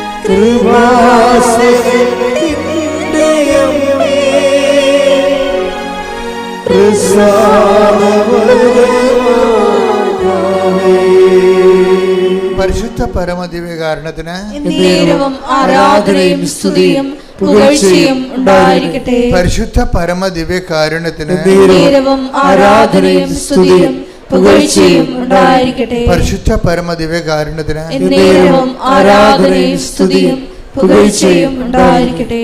ഇത് ഞാൻ പറഞ്ഞപ്പോഴും നിങ്ങൾക്ക് കുറച്ച് പേർക്ക് സങ്കീർണമായി തോന്നിയായിരിക്കും. പക്ഷെ സങ്കീർണമായി തോന്നേണ്ട കാര്യമില്ല. ഞാൻ വളരെ ലളിതമായിട്ടാണ് സംസാരിച്ചത്. ഈ വിഷയം ഭയങ്കര ടോപ്പായിട്ടുള്ള കോംപ്ലിക്കേറ്റഡ് ആയിട്ടുള്ള സബ്ജക്റ്റ് ആണെങ്കിലും ഞാൻ നിങ്ങളോട് സംസാരിച്ചത് എന്താണ്? അവൻ പറയണ പോലെ get Jesus and get saved. Receive Jesus and get saved. യേശുവിനെ സ്വീകരിക്കുക, നിത്യരക്ഷ പ്രാപിക്കുക. അതിനെന്ത് ചെയ്യണം? അവൻ പറഞ്ഞതുപോലെ ചെയ്യും. ഇത്ര ഞാൻ പറഞ്ഞതേ. ഓക്കെ അല്ലേ? ഈ ദിവസങ്ങളിൽ നമ്മുടെ കുട്ടികളുടെ കുറച്ച് സാക്ഷ്യം ഉണ്ടായിരുന്നു. വളരെ നിഷ്കളങ്കമായ സാക്ഷ്യം. ഞാൻ സാധാരണ കുട്ടികളുടെ സാക്ഷ്യം എടുക്കാറില്ല. കാര്യം അവരെ പലപ്പോഴും മുതിർന്നവരെ പോലെയും ഉടമ്പടിയുടെ മെക്കാനിസമൊക്കെ മനസ്സിലാക്കിയിട്ട് ആക്ടിവേറ്റ് ചെയ്യുന്നവരല്ല. അവർ തിരികെത്തിച്ച് പ്രാർത്ഥിച്ച് അങ്ങനെ ഓരോ കാര്യങ്ങൾ ചെയ്ത് ആ പഴയ പ്രാർത്ഥനയുടെ ആ ഒരു മേഖലയിൽ തന്നെ ജീവിക്കുന്ന ആൾക്കാരാണ്. അല്ലാതെ അവൻ പറയണ പോലെ ചെയ്ത് ആ ഫോർമുല ഉപയോഗിച്ച് ടൈം ഷോർട്ടനിങ് നടത്തുക, ലൈറ്റ് വെയിറ്റിംഗ് ഉണ്ടാക്കുക, നോട്ട് ബൈ മീറ്റർ വർക്ക് ചെയ്യുക, അങ്ങനെയൊക്കെ ചിന്തിച്ച് ആലോചിച്ചല്ല ഇവർ ഉടമ്പടിയിൽ ഇൻവെസ്റ്റ് ചെയ്യണത്. ഒരു സാധാരണ കാഷ്വലായിട്ട് ആർക്കും ഇൻവെസ്റ്റ് ചെയ്യാൻ പറ്റുന്ന രീതിയിലാണ് ഈ 18 വയസ്സുകാരും. അപ്പോൾ അവരുടെ സാക്ഷ്യങ്ങൾ ഞാൻ അങ്ങനെ കാര്യമായിട്ട് എടുക്കത്തില്ല. അപ്പോൾ ഇപ്പോഴേ ഈ പരീക്ഷക്കാലമായതുകൊണ്ടാണ് ഈ ടൈമിൽ കുറച്ച് പരീക്ഷ സാക്ഷ്യങ്ങളുണ്ട്. അപ്പോൾ ഈ ഒരു സാക്ഷ്യം എന്ന് പറയണത് ഒരു 10-18 പിള്ളേർ ഒരുമിച്ച് ഒരു സാക്ഷ്യം പറഞ്ഞൊരു ദിവസം. ഒരേ പ്രായത്തിലുള്ള അവർ BSc നേഴ്സിംഗ് സ്റ്റുഡൻസാണ്. BSc നേഴ്സിംഗ് സ്റ്റുഡൻസിൻ്റെ ആന്ധ്രയിൽ നഴ്സിംഗ് കോളേജിൽ പഠിക്കുന്ന കുട്ടികളാണ്. അപ്പോൾ അവരെ സാക്ഷ്യം അവതരിപ്പിക്കുന്ന രീതികൾ നിങ്ങൾ കണ്ടു കാണാം. ആ സാക്ഷ്യം കേട്ടത് കൈപൊക്കിക്ക് ഉണ്ട്. Super, thank you. 4% ആൾക്കാർ സാക്ഷ്യം കേൾക്കുക. ആ സാക്ഷ്യത്തിൻ്റെ ഘടകങ്ങൾ നോക്കണം എന്നുള്ളതായിരിക്കും. ഇപ്പോൾ സാക്ഷ്യം ശരിക്കും പറഞ്ഞാൽ ആന്ധ്രയിലെ കുട്ടികൾ അവർ പറയുന്ന ഒന്നാമത്തെ കാര്യം, ഞങ്ങൾ അവരുടെ പരാതി നോട്ട് ബൈ മെറിറ്റ് അവർ പറയണതാണ്. അവരുടെ മെറിറ്റ് എന്ന് വെച്ച് കഴിഞ്ഞാൽ അവർക്ക് മെറിറ്റില്ല. എന്താ കാര്യം? ഒന്ന്, അവരെല്ലാവരും ആവറേജ് സ്റ്റുഡൻസാണ്. അതാണ് അവരുടെ മെറിറ്റ്. യോഗ്യതയില്ല, കരകയറാനുള്ള സാധ്യത വളരെ കമ്മിയാണ്. അതുകൊണ്ടാണ് അവർ പറയുന്നുണ്ടത് ഞങ്ങളെല്ലാം ആവറേജ് സ്റ്റുഡൻസാണ്. രണ്ടാമത്തത് അവരുടെ ഒരു ഡീമെറിറ്റ്. അതാണ്ട് ഡീമെറിറ്റ്സിൻ്റെത് വരുന്ന കീഴാണ്. കാര്യം നോട്ട് ബൈ മെറിറ്റ് എന്ന് പറയുമ്പോൾ നമ്മളെപ്പോഴും ഡീമെറിറ്റ് പരിശോധിക്കണം. അയോഗ്യത എന്തൊക്കെയാണ്? ഒന്നാമത്തെ എന്താണ് അയോഗ്യത? എന്താണ്? ആവറേജ് സ്റ്റുഡൻസാണ്. രണ്ടാമത്തെ അവരുടെ അയോഗ്യത, അവരെ ഒരു ഇതുപോലെ അവരുടെ കൂട്ടത്തിൽ സീനിയറായിട്ടുള്ള കുറച്ച് ഇൻ്റലക്റ്റായിട്ടുള്ള കുറച്ച് നഴ്സുമാരുണ്ടായിരുന്നു, ചേച്ചിമാർ. അപ്പോൾ ഇവരുടെ ഗതികേട് കാരണം ആ ചേച്ചിമാർ വൈകുന്നേരങ്ങളിൽ സമയം കിട്ടുമ്പോഴേക്കും ഇവർക്ക് ക്ലാസ് എടുക്കുമായിരുന്നു, എക്സ്ട്രാ ട്യൂഷൻ എടുക്കുമായിരുന്നു നഴ്സിങ്ങിന്, ഇവരെ കരകയറ്റി കൊണ്ടുവരാൻ വേണ്ടി. ഇവർക്ക് ഭയങ്കര പേടിയായിരുന്നു രക്ഷപ്പെടുക. കാര്യം ഭയങ്കര ലോണൊക്കെ എടുത്ത് പോയിരിക്കുകയാണ്. വീട്ടിലാണെങ്കിൽ നല്ല കഷ്ടപ്പാടുണ്ട്. അതിനിടയ്ക്ക് റിസ്ക്കാണ്. ഇവർക്ക് പഠിക്കാനുള്ള ആ ഒരു കൊതി കൊണ്ട് നീന്തി കയറാൻ വേണ്ടിയുള്ള ഒരു എല്ലാ നിവൃത്തിയില്ല, ജീവിക്കാൻ പറ്റത്തില്ല. പപ്പായും മമ്മിയും കുറച്ചും വയസ്സാകും. കുടുംബത്തെ മുന്നോട്ട് പോകണമെങ്കിൽ ഞങ്ങളെ എന്തെങ്കിലും പോയി രക്ഷപ്പെടണം. അതുകൊണ്ട് പഠിക്കാതിരിക്കാനും പറ്റത്തില്ല, പഠിക്കാനുള്ള കഴിവുമില്ല, അതിനുള്ള കാശുമില്ല. അപ്പോൾ അങ്ങനെ വന്ന് എങ്കിലും ഇവർ ബാങ്കിൽ നിന്നൊക്കെ പൈസ എടുത്ത്, പക്ഷെ അത് അവർക്ക് തികഞ്ഞില്ല. സാമ്പത്തികമായിട്ട് അവർക്ക് ഡീമെറിറ്റുണ്ട്, തികഞ്ഞില്ല. അതുകൊണ്ട് അവസാനം അവർ പറയുന്നുണ്ട്, ഞങ്ങളുടെ അവസ്ഥ മനസ്സിലാക്കിയിട്ട് ഞങ്ങളുടെ കൂട്ടുകാർ ഞങ്ങളെ വിളിച്ച് ചോദിക്കുന്നുണ്ടായിരുന്നു, നിങ്ങൾക്ക് പരീക്ഷയ്ക്ക് ഫീസിൻ്റെ സമയമായല്ലോ, പൈസ വല്ലതും വേണ്ടി വരുമോ എന്ന്. അതാണ് ഉടമ്പടി എടുക്കുമ്പോൾ ഉണ്ടാകുന്നൊരു ഹെൽപ്പിങ്. അതാണ് ദൈവം മറ്റുള്ളവരെ ഹെൽപ്പ് ചെയ്യും. ഇവർക്ക് പരീക്ഷ ഫീസ് അടക്കാൻ കാശില്ല, പക്ഷെ അവർ ചോദിക്കാതെ തന്നെ മറ്റുള്ളവർ ഇവരോട് പറയുകയാണ്. അപ്പോൾ അതൊരു ഡീമെറിറ്റ്സാണ് ഇതിൻ്റെ അകത്ത്. പണം പഠിക്കാനുള്ള പൈസ ഇല്ലാതെ വരുന്നത്. രണ്ടാമത്തത് എന്താണ്? മാർക്കില്ല. മൂന്നാമത്തത് ഇവരുടെ ഡീമെറിറ്റ്സ് എന്ന് പറയണത്, ഇവരൊരു മെൻറ്ററിനെ പോലെ പഠിപ്പിച്ചുകൊണ്ടിരുന്ന സീനിയേഴ്സുണ്ട്. സീനിയേഴ്സിൻ്റെ ഡ്യൂട്ടി ടൈം മാറിപ്പോയി. ഇവർ ഫ്രീ ആകുമ്പോൾ അവർ ഫ്രീ ആകത്തില്ല, അവർക്ക് ഡ്യൂട്ടി ആവും. അത് പരീക്ഷയുടെ സമയം വന്നപ്പോഴാണ് ഇങ്ങനെ വന്ന ഒരു പ്രശ്നം വന്നത്. യുദ്ധം നടക്കാൻ പോകുമ്പോഴാണ് കുതിരപ്പടയാളികളെ കാണാതിരിക്കണമെന്ന അവസ്ഥയാണ്. യുദ്ധം നടക്കാൻ പോകുമ്പോഴാണ് കാണാത്തത്. ഇപ്പോൾ ഈ പരീക്ഷ തുടങ്ങണ ഒരു 2 ആഴ്ച ആയപ്പോൾ തന്നെ ഡ്യൂട്ടി ടൈമെല്ലാം ചേഞ്ച് ചെയ്തു പോയി. ഇവരെ തമ്മിൽ പോലും കാണാൻ പറ്റാത്ത അവസ്ഥയായി. 3 ഡീമെറിറ്റ്സ് വന്നു. ഇപ്പോൾ ഈ 3 ഡീമെറിറ്റ്സ്, ഒന്ന് സാമ്പത്തികമാണ്, രണ്ടാമത്തത് അവരുടെ ആവറേജ്, മൂന്നാമത്തത് അവരെ പഠിപ്പിച്ച ആളിൻ്റെ ഡ്യൂട്ടി മാറി, എല്ലാം ഒന്നിനൊന്ന് താഴേക്ക് തട്ടി താഴേക്ക് പോണ അവസ്ഥയാണ്. ഈ ഡീമെറിറ്റ്സിലാണ് ഇവർ ഉടമ്പടി ചെയ്യണത് മാതാവുമായിട്ട്. ഇതിൽ മാതാവിനോട് പറയാം, അമ്മേ ഇത്രയും പ്രശ്നങ്ങളുണ്ട്, കര കയറിയില്ലെങ്കിൽ ഞങ്ങളുടെ കുടുംബം തീർന്ന്, കര കയറാനുള്ള അമ്പയറുമില്ല, അപ്പം അമ്മ മാത്രമേ അഭയമുള്ളൂ. ഇതാണ് നോട്ട് ബൈ മെറിറ്റ് എന്ന് പറയുന്ന സംഭവം. അപ്പോൾ ഇവർക്കിങ്ങനെ ഇത് പഠിപ്പിക്കാൻ ആരുമില്ലാത്തത് കൊണ്ട്, അവർക്ക് പല ചാപ്റ്റേഴ്സും മനസ്സിലാകാത്തത് കൊണ്ട് ഇവർ പരീക്ഷയുടെ ദിവസം രാത്രിയായപ്പോൾ പഠിത്തം നിർത്തിയവർ. കാര്യം ഇനി മുന്നോട്ട് നീന്തിയാൽ കയറത്തില്ലെന്ന് പറയും. അപ്പോൾ നീന്തി പോകുമ്പോൾ നമ്മൾ തളരത്തില്ലേ. അപ്പോൾ ചില ആൾക്കാർ വരൂർ രക്ഷിക്കണമെങ്കിൽ കൈപൊക്കാൻ വേണ്ടി കൈപൊക്കി കാണിച്ചിട്ട് ചിലപ്പോൾ ചിലർ രക്ഷിക്കും, ചിലരെങ്കിൽ മുങ്ങിപ്പോവും. അങ്ങനെയാണ്. അതുപോലെ ഇവർക്ക് പഠിക്കാൻ പറ്റാത്ത കണ്ടീഷനായി. അപ്പോൾ ഇവരെന്നാ ചെയ്ത്, ഹോസ്റ്റലിൽ മാതാവിൻ്റെ രൂപത്തിൻ്റെ മുമ്പിൽ എല്ലാവരും കൂടി ഇത് കരഞ്ഞ് അവരുടെ ജീവിത പ്രശ്നം കേൾക്കണമേ. അപ്പം അവരുടെ വലിയ പ്രശ്നം അവരുടെ പ്രശ്നമാണ് ശരിക്കും, അത് അവർക്ക് വലിയ പ്രശ്നമാണത്.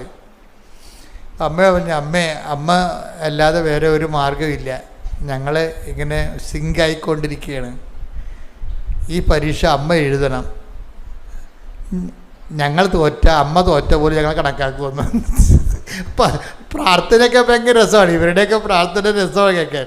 അതായത് ഈ പരീക്ഷ അമ്മ എഴുതണം, ഞങ്ങൾ അമ്മ തോറ്റ പോലെ കണക്കാക്കും. അപ്പം അമ്മ തോക്കരുത്.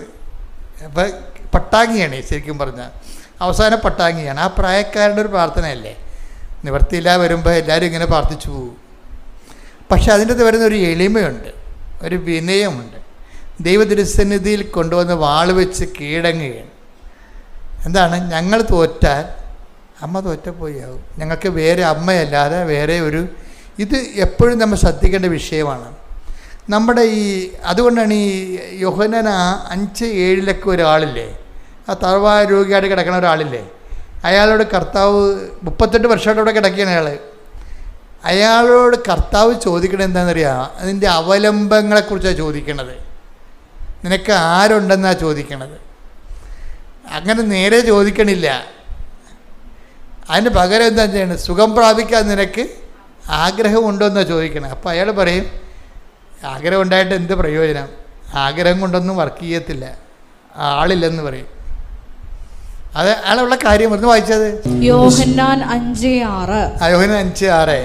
അവൻ അവിടെ കിടക്കുന്നത് യേശു കണ്ടു. അവൻ വളരെ നാളായി കിടപ്പിലാണെന്ന് അറിഞ്ഞ് യേശു ചോദിച്ചു, സുഖം പ്രാപിക്കാൻ നിനക്ക് ആഗ്രഹമുണ്ടോ?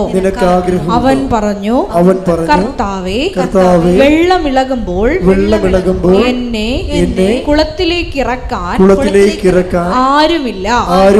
ഞാൻ എത്തുമ്പോഴേക്കും മറ്റൊരുവൻ വെള്ളത്തിൽ ഇറങ്ങിക്കഴിഞ്ഞിരിക്കും. അപ്പൊ എന്താ വിഷയം എന്ന് പറഞ്ഞത്? ഇയാൾ സുഖം പ്രാപിക്കാൻ നിനക്ക് ആഗ്രഹമുണ്ടോ എന്ന് ചോദിക്കുമ്പോൾ അയാൾ പറയുന്ന മറുപടി എന്താണ്? ഈ 38 വർഷവും ഞാൻ എൻ്റെ രീതി പരിശ്രമിക്കുന്നുണ്ടായിരുന്നു. അയാളുടെ പരിശ്രമം പറയുന്നുണ്ട് അയാൾ അതിൻ്റെ അകത്ത്. ഈ 38 വർഷവും ഞാനിങ്ങനെ വെള്ളമിളകുമ്പോൾ എന്നെ ആരെങ്കിലുമൊക്കെ ഞാൻ കയ്യും കാലും പിടിച്ചിട്ട് എന്നെ രക്ഷപ്പെടുത്താൻ പറയും. അവരങ്ങനെ എന്നെ കുളത്തിലേക്ക് ഇറക്കും. പക്ഷേ ആ കുളത്തിൽ മാലാഖ ഇറക്കി വെള്ളം ഇളകണ സമയത്താണ് സുഖപ്പെടുന്നത്. പലരും സുഖപ്പെടും, പക്ഷേ ഇയാൾ സുഖപ്പെടത്തില്ല. അങ്ങനെ ആ നാട്ടിലുള്ള ആൾക്കാരെല്ലാം ഇയാളെ സഹായിക്കാവുന്നവരൊക്കെ സഹായിച്ച് തീർന്ന് ഇനി ആരും സഹായിക്കാനില്ല. അവൻ്റെ കാര്യത്തിൽ നോക്കില്ല, അവൻ എണ്ണം കെട്ടവനാണ്, പ്രാക്കപ്പെട്ടവൻ. അവനെ കൊണ്ടുപോയത് ബാക്കിയുള്ളവർ കൂടി സുഖപ്പെടുത്തുന്ന ഇയാളെ തള്ളിക്കളഞ്ഞ് ഇയാളിങ്ങനെ പരിശ്രമിച്ച് പരാജയപ്പെട്ട ഒരാളാണ്. അതയാൾ പറയുന്നുണ്ട്, ഞാൻ 38 കൊല്ലമായിട്ട് പരിശ്രമമാണ്, ഓരോ കര കയറാൻ വേണ്ടിയുള്ള പരിശ്രമമാണ്. ഇപ്പം നിങ്ങളൊക്കെ പറയത്തില്ലേ, കെട്ടി വന്ന കാലം മുതൽ കര കയറാൻ വേണ്ടി, കുടുംബത്തെ കരകയറ്റാൻ വേണ്ടിയുള്ള പരിശ്രമമാണെന്ന് പറയും. അതുതന്നെ അതിൻ്റെ സംഭവം. കെട്ടി വന്ന കാലം മുതൽ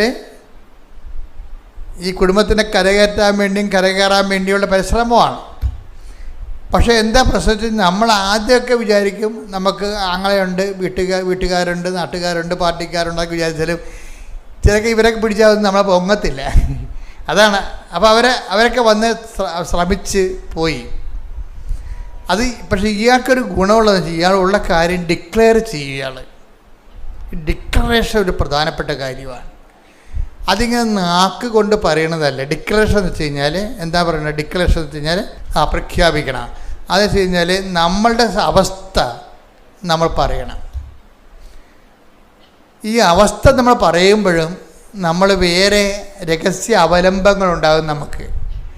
ഇവിടെയാണ് പ്രാർത്ഥന ബ്ലോക്കാകുന്നത്. നമ്മൾ അവസ്ഥ പറയും, എന്നാലും പറയും സാരമില്ല, 5 സെൻറ്റ് സ്ഥലം അപ്പുറത്ത് കിടപ്പുണ്ട്, ഭാഗോടപ്പടി അപ്പം ചെയ്യുമ്പോൾ കിട്ടും, അനിയത്തിനെ കെട്ടിച്ച് വിട്ടാൽ അപ്പം ഭാഗോടപ്പടി ചെയ്യാമെന്ന് പറഞ്ഞിട്ടുണ്ട്. ഇത് രഹസ്യമായിട്ട് നിങ്ങളുടെ മനസ്സിൽ നിങ്ങളോട് പറയും. ഇത് വർക്കൗട്ട് ചെയ്യത്തില്ല. അതെപ്പോഴും നമ്മൾ ശ്രദ്ധിക്കണം. നമുക്ക് ഡിക്ലെയർ ചെയ്യാം, പക്ഷേ നിങ്ങൾ എവിടെയെങ്കിലും അവലംബം വെച്ചിട്ടുണ്ടെന്ന് നോക്കണം. ഇയാൾക്ക് ഒരു അവലംബം, 0 ഡിപ്പെൻഡൻസിയാണ് ഇയാൾക്കുള്ളത്. 0 ഡിപ്പെൻഡൻസി വെച്ചാൽ ഇയാൾക്ക് അങ്ങനെയൊന്നും ഇല്ല. FD ഇല്ല, പിന്നെ ആരും തരാനില്ല, ആരോടും ചോദിക്കാനും ഇല്ല. ആരോടും എല്ലാവരും ചോദിച്ച് ഇയാൾ രക്ഷപ്പെടുത്താൻ വേണ്ടി പരിശ്രമിച്ച് മടുത്ത ആൾക്കാരെ ആ നാട്ടിലുള്ളൂ. പക്ഷേ ഇയാൾ എന്ത് ചെയ്യും? ഡിക്ലെയർ ചെയ്യുമ്പോൾ ആത്മാർത്ഥമായി ഡിക്ലെയർ ചെയ്യും. എന്താ പറയണത്?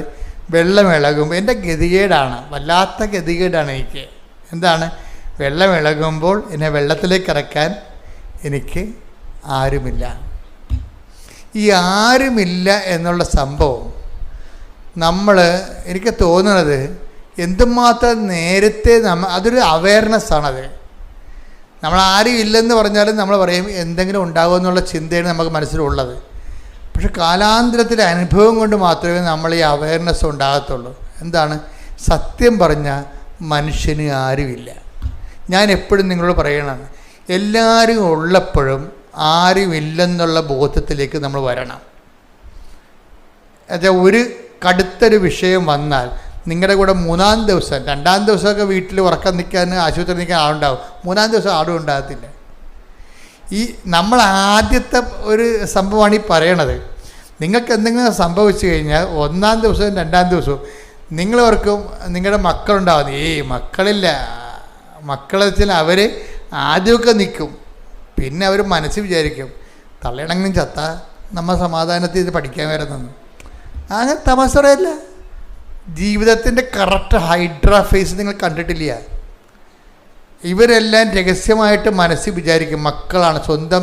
നമ്മൾ എന്തുമാത്രം കഷ്ടപ്പെടുത്ത് വളർത്തിയ മക്കളായാലും ശരി, അവരെ നിങ്ങൾ ഇങ്ങനെ അവരെ ജനിച്ച കാലം പോലും നിങ്ങൾ അവിടുത്തെ കഷ്ടപ്പാടെല്ലാം അവരെ പറഞ്ഞ് മനസ്സിലാക്കുന്നുണ്ട്. അത് എന്തിനാ കാര്യം? നിങ്ങൾ വീണ് പോയാൽ ഒരു താങ്ങം കിട്ടാൻ വേണ്ടി അവർ നിങ്ങളെ ഒരുക്കുകയാണ്. ഇത് നിങ്ങൾ പറയേണ്ടതെന്നൊന്നുമല്ല ഞാൻ പറഞ്ഞത്. പറഞ്ഞിട്ടൊരു പ്രയോജനമില്ലെന്ന് ആദ്യം നിങ്ങൾ മനസ്സിലാക്കുകയും ചെയ്യണം. മനസ്സിലായില്ലേ? ഇത് പറയേണ്ടതെന്നും ഞാൻ പറയത്തില്ല. നിങ്ങളിങ്ങനെ തച്ചനിരുന്നാണ്ട് ഊണ് കഴിക്കാൻ നേരത്ത് അരി തിരിയാൻ നേരത്തെ ആദ്യ കാലം കെട്ടി വന്ന കാലം മുതൽ നിങ്ങളെ വീട്ടിൽ കയറ്റാഞ്ഞതും നിങ്ങൾ പായും തറയിലും എടുത്തുകൊണ്ട് അപ്പുറത്ത് പോയി കിടന്ന കാര്യം, ബന്ധുക്കളുടെ വീട്ടിൽ ഭർത്താവ് വെള്ളം അടിച്ച് വന്നിട്ട് നാത്തിൻ്റെ വീട്ടിൽ പോയി താമസക്കാർ അവിടെ ഉറക്കം വരുന്ന കാര്യം, ഇങ്ങനെയൊക്കെ കഥകളൊക്കെ നിങ്ങൾ പറയും. പക്ഷേ ഈ കടമാൻ പോത്തിനോട് ഇതൊക്കെ പറഞ്ഞിട്ട് കാര്യമില്ല. ഇതൊക്കെ കേട്ടോണ്ടിരിക്കുമെന്നല്ലാതെ ഒരു കഥയുമില്ല. അപ്പം നിങ്ങൾ ഇവരോട് ഇതൊക്കെ കഥകൾ പറയണതിൻ്റെ കാര്യം, എന്തെങ്കിലും ഇത്രയും ഞാൻ അനുഭവിച്ചു നിന്നെയൊക്കെ പോറ്റി വളർത്താൻ വേണ്ടി, എനിക്കെന്തെങ്കിലും സംഭവിച്ചാൽ നീ ഒരു താങ്ങുണ്ടാകണമെന്നാണ്. അപ്പം നീ ഡിപ്പെൻഡ് ചെയ്യണം. നിങ്ങൾ പറയുകയോ പറയാതിരിക്കുകയോ നിങ്ങൾ എന്ത് ചെയ്യുക, പക്ഷേ ഡിപ്പെൻഡ് ചെയ്യരുത്. ഇയാൾ നമ്മളെ രക്ഷപ്പെടുത്തുമോ എന്നുള്ള ചിന്തയിലേക്ക് വരരുത്. അത് മനസ്സിൽ പോലും ചിന്തിക്കരുത്. ചിന്തിച്ചു കഴിഞ്ഞാൽ ദൈവത്തിൽ നിങ്ങൾക്ക് പൂർണ്ണമായിട്ട് ഡിപ്പെൻഡ് ചെയ്യാൻ പറ്റത്തില്ല. ദൈവത്തിന് ഈ ഡാമേജ് ഡിപ്പെൻഡൻസി സ്വീകാര്യമല്ല. അത് എപ്പോഴും നമ്മൾ ശ്രദ്ധിക്കേണ്ട കാര്യമാണ്. എന്നുവെച്ചാൽ ഡാമേജ് ഡിപ്പെൻഡൻസി എന്ന് പറയണത് നിങ്ങൾ പകുതി ദൈവത്തിലും പകുതി പണത്തിലും FDയിലും പറമ്പിലും പൊന്നിലും വെക്കും, ഇല്ലേ? അതാണ് ഡാമേജ് ഡിപ്പെൻഡൻസി എന്ന് പറയുന്നത്. ഇതൊക്കെ ഉണ്ടായാലും ഇപ്പം ചില ആൾക്കാരുടെ മലയൊക്കെ പൊട്ടിച്ചു പോകുമ്പോൾ അവർ അയ്യോ ചേച്ചി അങ്ങനെ സംഭവിച്ചു പ്രാർത്ഥിക്കാൻ മാതാവിനോട് പറയാമെന്ന് പറയുമ്പോഴും ഞാൻ ഉള്ളിച്ചിരിക്കും, നല്ല കാര്യം പോയത് പൊട്ടണം. എന്താ കാര്യം വെച്ചാൽ ഈ സാധനം ഇട്ടുകൊണ്ട് ഇവിടെ വരേണ്ട വല്ല കാര്യമുണ്ടോ അവർക്ക് ഈ ബഹളത്തിൻ്റെ ഇടയിൽ മാലയൊക്കെ ഇട്ടുകൊണ്ട് വരേണ്ട വല്ല കാര്യമുണ്ടോ അവർക്ക്? അപ്പോൾ ഇവർ ഈ നാട്ടുകാരെ കാണിക്കാനും വീട്ടുകാരെ കാണിക്കാനും വേണ്ടി വീട്ടിൽ ഇരുന്നാലും വീട്ടുകാരെ അടിച്ചു മാറുന്ന കാരണമാണ് ഈ കിടത്തിയിട്ടുണ്ട് നടക്കുന്നത്. ഇതിൻ്റെ അകത്ത് ഇവർ ഡിപ്പെൻഡ് ചെയ്യുന്നുണ്ട്. ഏതെങ്കിലും കാര്യത്തിന് ഡിപ്പെൻഡ് ചെയ്യേണ്ടതെന്നല്ല സംഭവം. ഇത് നമുക്ക് ദൈവത്തിൻ്റെ ഉറപ്പ്, ദൈവം നമുക്കുള്ളതുപോലുള്ള ഉറപ്പ്, ഒരു പക്ഷേ അതിനേക്കാൾ വലിയ ഉറപ്പ് ഈ നിങ്ങളുടെ കയ്യിലുള്ള ഈ ആസ്തിക്ക് നിങ്ങൾ കൊടുക്കുന്നുണ്ട്. ഇത് നമ്മളെ ഒരു അപകടമാണ് ആധ്യാത്മിക മേഖലയിൽ.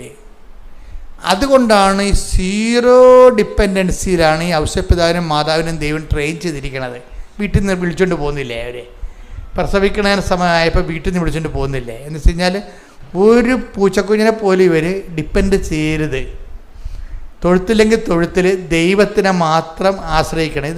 അതെ, എന്താണ് ഈ ഡിപ്പെൻഡൻസി, ഡാമേജ് ഡിപ്പെൻഡൻസി എന്ന് പറഞ്ഞാൽ എന്താണെന്ന് അറിയാമോ? എന്നുവെച്ചാൽ ചുതികൾ വന്നിട്ടുള്ള ആശ്രയങ്ങൾ, അവലംബങ്ങൾ, മർക്കോസ് 12:30. നീ നിന്റെ ദൈവമായ കർത്താവിനെ, നീ നിന്റെ ദൈവമായ കർത്താവിനെ പൂർണ്ണ ഹൃദയത്തോടും പൂർണ്ണാത്മാവോടും പൂർണ്ണ മനസ്സോടും പൂർണ്ണ ശക്തിയോടും കൂടെ സ്നേഹിക്കുക. ഇതിനകത്ത് വരുന്ന വിഷയം, ദൈവത്തിൻ്റെ നിലപാടില് പൂർണ്ണമായ സ്നേഹം മാത്രമേ സ്വീകാര്യമുള്ളൂ. അല്ലെങ്കിൽ നിങ്ങൾ ദൈവമായ കർത്താവിനെ സ്നേഹിക്കും, അതേ അളവിൽ മക്കളെയും പറമ്പും പൊന്നും ഒക്കെ നിങ്ങളെ ആശ്രയം വെക്കുകയാണെങ്കിൽ ഡാമേജ് ഡിപ്പെൻഡൻസി ഉണ്ടാകും. ഇയാളെ 38 കൊല്ലത്തിൽ, ഈ 38 കൊല്ലം ഇവിടെ കിടത്തി, ഈ കൊല്ലം പറയണ എന്താ കാര്യം? ഇയാൾക്ക് ആരോ ഉണ്ട് എന്ന് പറഞ്ഞുകൊണ്ട് ഇയാൾ ഇങ്ങനെ മനുഷ്യന്മാരെ ആശ്രയിച്ച് അനുഗ്രഹം ലാഗ് ചെയ്തെടുത്തതാണ്. എത്രയോ പേര് ഇയാളെ സഹായിക്കാൻ വേണ്ടി ആ വെള്ളത്തിൽ ചുവന്നുകൊണ്ട് ഇറക്കിയതാണെന്നറിയാവോ? ഈ ആൾക്കാരൊക്കെ ഉണ്ടായിട്ട് ഇയാൾ സുഖപ്പെട്ടില്ല. ദൈവത്തിന് വേണമെങ്കിൽ സുഖപ്പെടുത്താമായിരുന്നു. ഇവൾ ഡിപ്പെൻഡൻസി വന്ന പ്രശ്നമാണിത്. എനിക്ക് നാട്ടുകാരുണ്ട്, പാർട്ടിക്കാരുണ്ട്, പറമ്പുകാരുണ്ട്, വീട്ടുകാരുണ്ടെന്നൊക്കെ പറഞ്ഞുകൊണ്ട് ഇയാൾ ഓരോ മനസ്സിൽ ദൈവത്തിൻ്റെ സ്ഥാനത്ത് വേറെ ആൾക്കാരെയൊക്കെ വെച്ചിട്ടുണ്ട്. അതുകൊണ്ടാണ് ഈ 38 കൊല്ലം എടുത്തത്. അല്ലെങ്കിൽ യേശു വരുന്ന മുമ്പ് തന്നെ ആരെങ്കിലും പിടിച്ച് വെള്ളത്തിൽ മുക്കിവെച്ചെങ്കിൽ ഇയാൾ സുഖപ്പെട്ടേനെ. ഇയാൾ സുഖപ്പെടാത്തതിൻ്റെ കാരണം ദൈവത്തെക്കാൾ പ്രാധാന്യം ഇയാൾ ബന്ധുക്കൾക്ക്, സ്വന്തപ്പെട്ടവർക്കും, മക്കൾക്കും എല്ലാം കൊടുത്തിട്ട് ഡിപ്പെൻഡൻസി വെച്ച്. ദൈവത്തിനുള്ള കുഴപ്പമെന്ന് വെച്ച് കഴിഞ്ഞാൽ അങ്ങനെയുള്ള ഡിപ്പെൻഡൻസി സ്വീകാര്യമല്ല. അതാണ് പൂർണ്ണ ഹൃദയം എന്ന് പറഞ്ഞതിൻ്റെ കാരണം. ഇത് നിസ്സാരമല്ല, ശരിക്കും പറഞ്ഞാൽ സീരിയമാണ്. അത് ഈശോ വന്ന കാലത്ത് ഈശോ ഇതിനെ വളരെ സീരിയസ് ആയിട്ടാണ് എടുത്തത്. ഈ ഒരു കൽപ്പന എന്താണ്? എന്നേക്കാളുപരി ഭർത്താവിനെ സ്നേഹിക്കുന്നവൻ ഐ ഡോണ്ട് വാണ്ട് എന്ന് പറഞ്ഞു. അത്രയും ക്ലിയറായിട്ടാണ് പറഞ്ഞിരിക്കുന്നത്. പള്ളിയച്ചന്മാരിതൊന്നും പറയത്തില്ല. എന്താ കാര്യം? ക്രിസ്തുവിനെ കൊടുക്കുകയല്ല പലരുടെ ഉദ്ദേശം. അവരുടെ ആ വചനത്തിനുള്ള പറ്റുന്നൊരു അതായത് കട്ടൻ്റെതായിട്ട് ക്രിസ്തുവിനെ കൊടുക്കാൻ തീരുമാനിക്കുന്നില്ലെങ്കിൽ ആ പ്രസംഗം കൊണ്ട് പ്രത്യേകിച്ച് ഗുണങ്ങളൊന്നും ഉണ്ടാകത്തില്ല. കുറച്ച് ഇളക്കങ്ങളൊക്കെ ആൾക്കാരുണ്ടാക്കാവുന്നല്ലാതെ നിങ്ങളുടെ ജീവിതത്തിൽ 0 ഗ്രോത്ത് ആയിരിക്കും വരാൻ പോണത്. നിങ്ങൾ ക്രിസ്തുവിനെയാണ് അന്വേഷിക്കണമെന്നുണ്ടെങ്കിൽ ഡിപ്പെൻഡൻസി ഇതെല്ലാം മാറ്റിയിട്ട്, അത് ഈ മനുഷ്യൻ അവസാനം പറയുന്നുണ്ട്. ഇപ്പോൾ എൻ്റെ അനുഭവം കൊണ്ട് ഞാൻ പഠിച്ച അയാൾ അനുഭവം കൊണ്ട് പഠിച്ച കാര്യമാണ് പറയണത്. 5:6 എന്താ പറയണത്? വെള്ളം ഇളകുമ്പോൾ എന്നെ വെള്ളത്തിലേക്ക് ഇറക്കാൻ ഇനി ആരുമില്ല എന്നുള്ളതാണ്. ഉണ്ടായിരുന്ന ആൾക്കാരൊക്കെ ചെയ്ത് പരിശ്രമിച്ച് പരാജയപ്പെട്ട് പോയി, പിന്തിരിഞ്ഞു പോയി. ഇയാളെ രക്ഷപ്പെടുത്താൻ വേണ്ടി പരിശ്രമിച്ച് പരാജയപ്പെട്ട് പിന്തിരിഞ്ഞു പോയി ആൾക്കാരെല്ലാം. ഇനി ആരും ഇല്ലെന്നാണ് പറയണത്. അപ്പം അങ്ങനെ ഒരു 0 അയാളെ കൊണ്ടുവരുമ്പോൾ അയാളത് ഡിക്ലെയർ ചെയ്യും. ഈ പെൺപിള്ളേരുടെ ഗുണം ഇതാണ്. അവർ ഡിക്ലെയർ ചെയ്ത് എന്താണ് പറയുന്നത്? അവർ പറഞ്ഞത് അതായത് അവർ അമ്മയോട് പറയുന്നുണ്ട്, അമ്മേ സത്യം പറഞ്ഞ അമ്മയല്ലാതെ ഞങ്ങൾക്ക് ആരുമില്ല എന്ന് ഡിക്ലെയർ ചെയ്യും. അതായത് നമ്മളെ അമ്മയുണ്ട്, ഉടമ്പടി എടുത്തിട്ടുണ്ട്, യുദാസൻ്റെ പുണ്യാൻ്റെ അടുത്ത് നൊവേനം നേർന്നിട്ടുണ്ട്. അയ്യോ എന്തുമാത്രം മനുഷ്യരാണെന്നറിയാമോ? അങ്ങനെ കറങ്ങി നടക്കും. കർക്കസ്ഥാനിയുടെ ഭയങ്കര ബഹളമല്ലേ ഇവിടെ. അവരെല്ലായിടത്തും കൊണ്ട് അക്കൗണ്ട് തുറക്കും. അത് എവിടെ നിന്നാണ്? ഇനി കൃപാസത്തിൽ നിന്നാണ്, ഇനി യുദാസൻ്റെക്ക് എന്നാണ്, അന്തൂരിതിലേക്ക് എന്നാണ് അറിയത്തില്ല. അതുകൊണ്ട് എല്ലായിടത്തും കൊണ്ട് പണി വയ്ക്കും. എല്ലാവരും കൊണ്ട് നിങ്ങൾക്കിട്ട് പണിയുകയും ചെയ്യും. എന്താ കാര്യം? നിങ്ങൾ ഫ്രോഡാണെന്ന് ദൈവത്തിന് അറിയാം. അതാ വിഷയം. അത് യുദാസായാലും അന്തൂരിസായാലും അമ്മയായാലും കാര്യം കണ്ടാൽ മതി എന്നുള്ള രീതിയിലാണ് നിങ്ങൾ നിലപാട് പ്രഗ്മാറ്റിക്കാണ്. അതുകൊണ്ട് നിങ്ങൾ ഫ്രോഡാണെന്ന് ദൈവം ബ്രാൻഡഡ് ആയിട്ടുണ്ട്.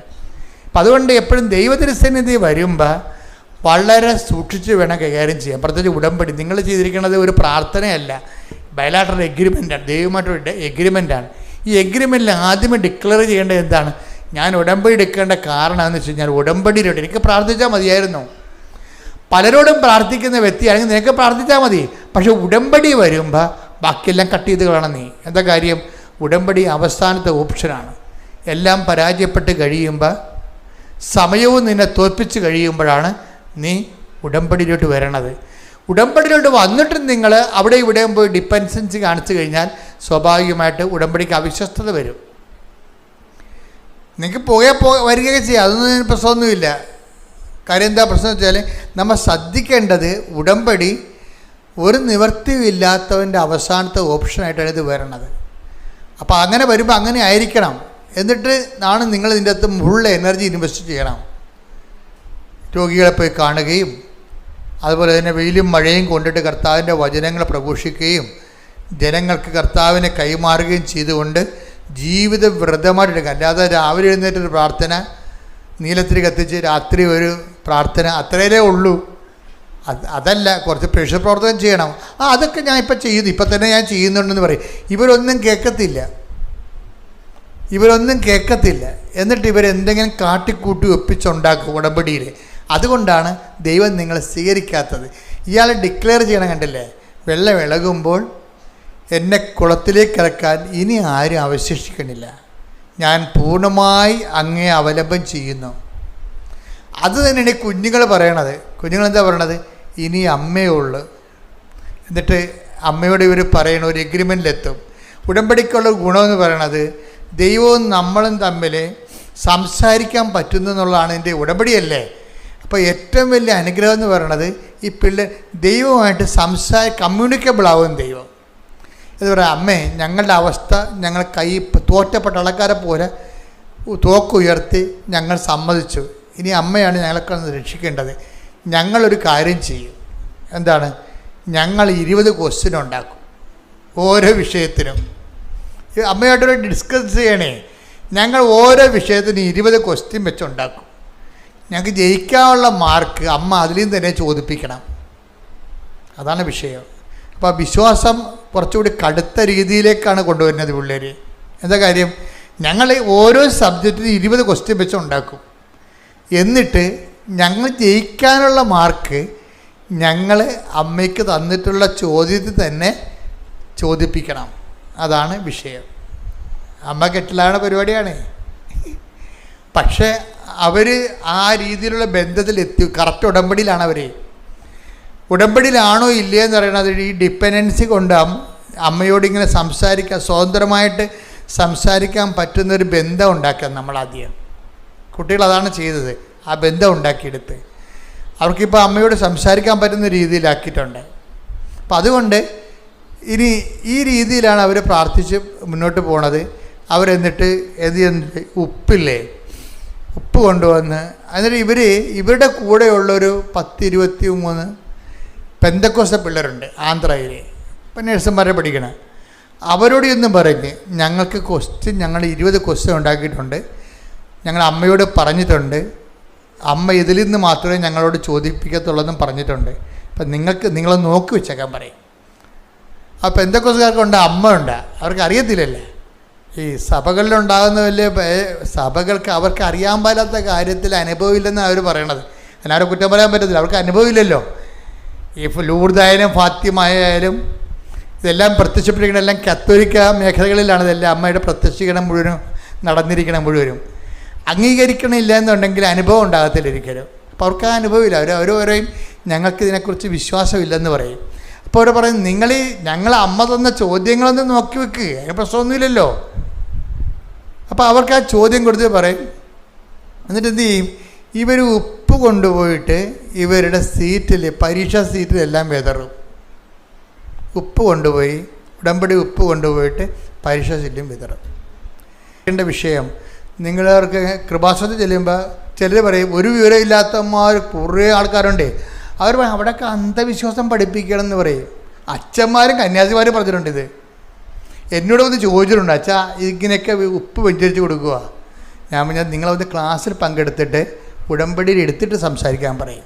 അല്ലാതെ ഇവരോട് സംസാരിക്കേണ്ട കാര്യം ഇരിക്കെന്താ? നിങ്ങൾ ആദ്യം ഉടമ്പടി എടുത്തിട്ട് ഉടമ്പടി പ്രോസസ്സിലൂടെ വാ. അപ്പം നിങ്ങൾക്ക് മനസ്സിലാവും എന്താ സംഭവം. ഉടമ്പടി വർക്ക് ചെയ്യണത് not by merit but by ഗ്രേസിലാണ്. രക്ഷയുടെ ദൈവം കൊടുത്തിരിക്കുന്ന ഫോർമുല അതാണ്. എന്താണ്? നിൻ്റെ കഴിവ് കൊണ്ടല്ല, എൻ്റെ കൃപ കൊണ്ടാണെന്ന്. അപ്പോൾ ഇത് നമ്മൾ പ്രഖ്യാപിക്കണം. എന്താ കാര്യം?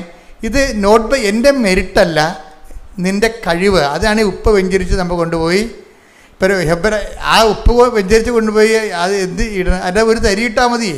ആ കസേര ഇട്ടിട്ടാണ് ഇവർ ഇരിക്കണത്. എന്താ കാര്യം? ഞങ്ങൾ കൈപൊക്കി തോറ്റ് സമ്മതിക്കുന്നു, എൻ്റെ പഠനം കൊണ്ടോ എൻ്റെ ഓർമ്മശക്തി കൊണ്ടോ ഒന്നുമല്ല, അമ്മ ദൈവത്തിൻ്റെ കൃപ കൊണ്ടാണ് ഞങ്ങൾ ജയിക്കാൻ പോകണമെന്ന് പ്രഖ്യാപിക്കാൻ. അതിൻ്റെ ഒരു പ്രഖ്യാപനമാണ് ഈ ഉപ്പിടണത്.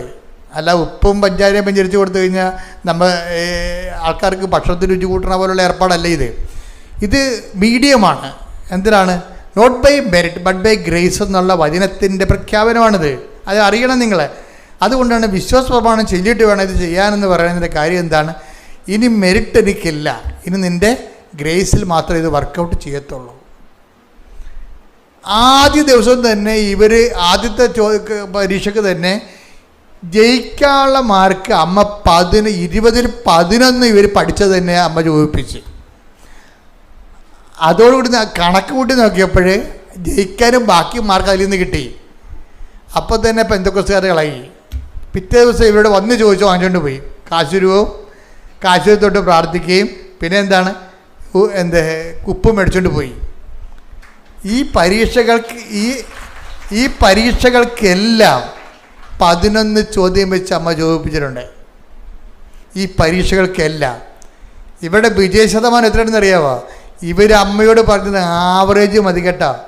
അപ്പനും അമ്മയുടെ മുഖത്ത് നോക്കണമല്ല. ഇനി അതുങ്ങളെ കൊണ്ട് വേലയെടുപ്പ് നടുപിടിച്ച് ഇനിയും പഠിക്കാനുള്ള കാശ് വീട്ടിലില്ല. അതുകൊണ്ട് ആവറേജ് തന്നാൽ മതി, ഞങ്ങൾക്ക് എങ്ങനെയെങ്കിലും ഞങ്ങൾ തല്ലിപ്പിടിച്ചുള്ള. അമ്മ എല്ലാത്തിനും 45 മക്കൾക്കും ഡിസ്റ്റിങ്ഷൻ കൊടുത്തിരിക്കുകയാണ്. ഇതാണ് ഉടമ്പടി നോട്ട് ബൈ മെറിറ്റ് എന്ന് പറയണത്. നോട്ട് ബൈ മെറിറ്റ് എന്ന് വെച്ചാൽ but by grace.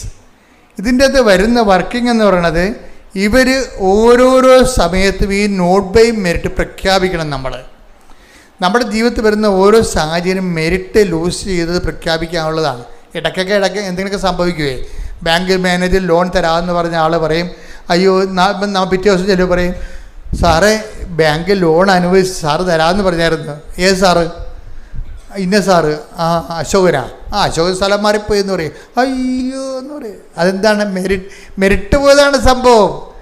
Not by മെറിറ്റിലാണ് ഇത് വർക്ക് ചെയ്യാൻ പോകണമെന്നാണ്. നീ അശോകനും തമ്മിലുള്ള ധാരണപ്പുറത്തല്ല നടക്കാൻ പോണത്, എൻ്റെ നേരിട്ടുള്ള ഇടപെടലാണ് നടക്കാൻ പോണെന്നതിൻ്റെ അർത്ഥം. അതാണ് എൻ്റെ അത് വരുന്ന വിഷയം. എന്ന് വെച്ചാൽ ഇങ്ങനെ ഉടമ്പടി കാലത്ത് അടിക്കടി ചില സമയത്ത് ചില ട്രബിൾ സംഭവിക്കും. അതിൻ്റെ ഉദ്ദേശം എന്ന് പറയുന്നത് നിൻ്റെ മെറിറ്റ് ഡാമേജ് ആക്കി കളയുകയാണ്. എന്താണ്? നോട്ട് ബൈ മെറിറ്റിൽ അത് വർക്ക് ചെയ്യാൻ പോണത് നിൻ്റെ യോഗ്യത കൊണ്ടല്ല, ദൈവത്തിൻ്റെ കൃപ കൊണ്ടാണ്. ഇനി സത്യസന്ധമായിട്ട് കമ്മ്യൂണിക്കേഷൻ ഫ്രണ്ട്ലി ആയിക്കഴിഞ്ഞാൽ, ഉടമ്പടിയിലൊരു കമ്മ്യൂണിക്കേഷൻ ഫ്രണ്ട്ലി എന്ന് പറഞ്ഞൊരു ലെവലുണ്ട്. എന്ന് വെച്ചാൽ നിങ്ങൾ സത്യസന്ധരാണ്, വിശ്വസ്തരാണെന്ന് ദൈവത്തിന് മനസ്സിലാകുന്നിടത്ത് വെച്ച് ഉടമ്പടി കമ്മ്യൂണിക്കേഷൻ ഫ്രണ്ട്ലി ആവും. നമുക്ക് ദൈവത്തോട് നേരിട്ട് സംസാരിക്കാം നമുക്ക്. അതായത് പക്ഷേ നമ്മൾ സത്യസന്ധരായിരിക്കണം, ഉടായ്പ കാണിക്കരുത്. ആ ഉടമ്പടിയുടെ 90 ദിവസം വരെ കാര്യം കാണാൻ വേണ്ടി കഴുതക്കാരും പിടിക്കണ പോലെ കഴുതക്ക് പോലെ അമ്മയുടെ കാരക്കാരി പിടിച്ചുകൊണ്ട് നടക്കുന്ന പാർട്ടിയാണ് പകുതി മുക്കാലും ഉള്ളത്. അതുകൊണ്ടാണ് ഈ പണി കിട്ടുന്നത്. അങ്ങനെയല്ല, നിങ്ങൾ സത്യസന്ധമായിട്ട് ദൈവത്തെ അന്വേഷിക്കുന്നതിൻ്റെ ഭാഗമായിട്ട് ജീവിതം set covenant, life set the covenant. ഇത് ഞാൻ കവനൻ്റൽ ലൈഫാണ് ഫോളോ ചെയ്യണത്. അത് ദൈവത്തിൻ്റെ ആനുകൂല്യം എന്ന് പറഞ്ഞതിനേക്കാളുപരി ദൈവം തന്നെയാണ് ഇതിൻ്റെ ആനുകൂല്യമെന്ന് ഞാൻ പ്രഖ്യാപിക്കണമെന്ന് പറഞ്ഞുകൊണ്ട് നമ്മൾ തോറ്റാലും ജയിച്ചാലും ഒരേ നിലവാരത്തിൽ ദൈവത്തിൻ്റെ കൂടെ വിശ്വസ്തയോടെ മുന്നേറും. ഈ മുന്നേറ്റം അങ്ങോട്ട് മുന്നോട്ട് പോകുമ്പോൾ കുറച്ച് കഴിയുമ്പോൾ ദൈവത്തിന് നമ്മളെ വിശ്വാസമാകും. അപ്പോഴാണ് കമ്മ്യൂണിക്കേഷൻ ഫ്രണ്ട്ലി ആകണത്. കമ്മ്യൂണിക്കേഷൻ നമ്മൾ പറയണതെല്ലാം ദൈവം കേൾക്കും, ദൈവം പറയണത് നമ്മൾ കേൾക്കും. ഇങ്ങനെ അങ്ങ് പോകുന്ന ലൈഫുണ്ട്. ഇപ്പോൾ ഈ ദിവസങ്ങളിൽ വേറൊരു സാക്ഷ്യം ഉണ്ടായി. പുണ്യ എന്നും പറഞ്ഞ കുഞ്ഞ്, നിങ്ങൾ സാക്ഷ്യം കേട്ട് കാണാം, ഇട്ടിട്ടുണ്ട്, അപ്പിയരുണ്ട്. അത് ഇവർ IAM മെറിറ്റിൽ കയറിയ ആളാണ്. നിങ്ങൾക്കറിയാലോ IAM എന്ന് പറയുന്നത് ഇന്ത്യൻ ഇൻസ്റ്റിറ്റ്യൂട്ട് ഓഫ് മാനേജ്മെൻറ്റ്, ഭയങ്കര IAS പോലെ റാങ്കിലുള്ളതാണ്. കുറേ അതുപോലെ അഡ്മിനിസ്ട്രേറ്റീവ് സർവീസ് ഉണ്ട്. ഇതുപോലെ ഈ ഫോറസ്റ്റിന് EFSR എന്നൊക്കെ പറയത്തല്ലേ. അപ്പം അതുപോലെ തന്നെയുള്ള സർവീസാണ് IAM. ഈ മാനേജ് ഇക്കണോമിക്, ഫൈനാൻസ്, ടാക്സേഷൻ ഇങ്ങനെയുള്ള മേഖലയിലാണ് ഇത്. മാനേജ്മെൻറ്റ് കോഴ്സാണിത്. ഇതിന് നമുക്ക് അഡ്മിഷൻ കിട്ടിയാൽ തന്നെ അപ്പം തന്നെ ജോലി ഉറപ്പാകും. ഇപ്പം IAM കയറി വരുന്നത് ഭയങ്കര പാടാണ്. കാര്യം MG യൂണിവേഴ്സിറ്റിയിൽ നിന്ന് ഫസ്റ്റ് റാങ്കാണ്. ഫൈനാൻസ് ആൻഡ് ടാക്സേഷൻ കൊമേഴ്സിൽ ഫസ്റ്റ് റാങ്ക് കിട്ടിയ സ്റ്റുഡൻ്റാണ് പുണ്യ. പക്ഷേ പുണ്യ ഫസ്റ്റ് റാങ്ക് കിട്ടിയെങ്കിലും പുണ്യയെ സംബന്ധിച്ചുള്ള ഒരു പ്രശ്നമുള്ളതെന്ന് വെച്ച് കഴിഞ്ഞാൽ IAM പോകാനുള്ള കൊതിയുണ്ട്. പക്ഷേ അവിടെ നിന്ന് വെച്ചാൽ കോമ്പറ്റീഷനാണ്. കാര്യം ഈ ഓൾ ഇന്ത്യ എക്സാമാണത്. ചിലപ്പോൾ 8 ലക്ഷം പേര് എഴുതും, ചിലപ്പോൾ 5 ലക്ഷം പേര് എഴുതും. മെറിറ്റ് സീറ്റ് പോലും 2500 ഉള്ളൂ. ഈ 3 ലക്ഷം പേർ എഴുതിയാലും 8 ലക്ഷം പേർ എഴുതിയാലും മെറിറ്റ് സീറ്റ് എന്ന് പറയണത്, യോഗ്യതയിൽ കയറണത് സീറ്റ് 2500 ഉള്ളൂ.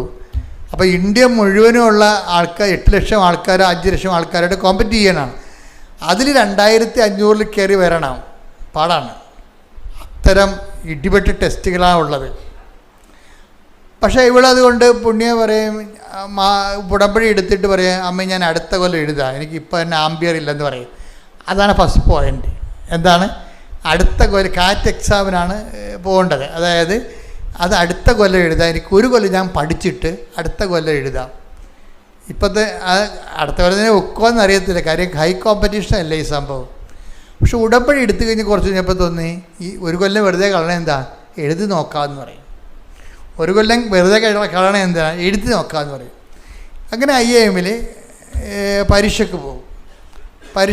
IIM പരീക്ഷയ്ക്ക് പോയി കഴിഞ്ഞിട്ട് അപ്പോൾ 2 ആഴ്ച സംബന്ധിച്ചിടത്തോളം 2 ആഴ്ച ഈ ഇംഗ്ലീഷ് ഇവർക്ക് ഭയങ്കര ഫ്ലുവൻ്റാണ്. പക്ഷെ മാത്സിൻ്റെ അകത്ത് വരുമ്പോൾ വെള്ളം കുടിക്കും. അപ്പം അതുകൊണ്ട് മാത്സ് എന്തുമാത്രം അവസാനം അത് തലക്കയറാത്തൊരവസ്ഥ വന്നു.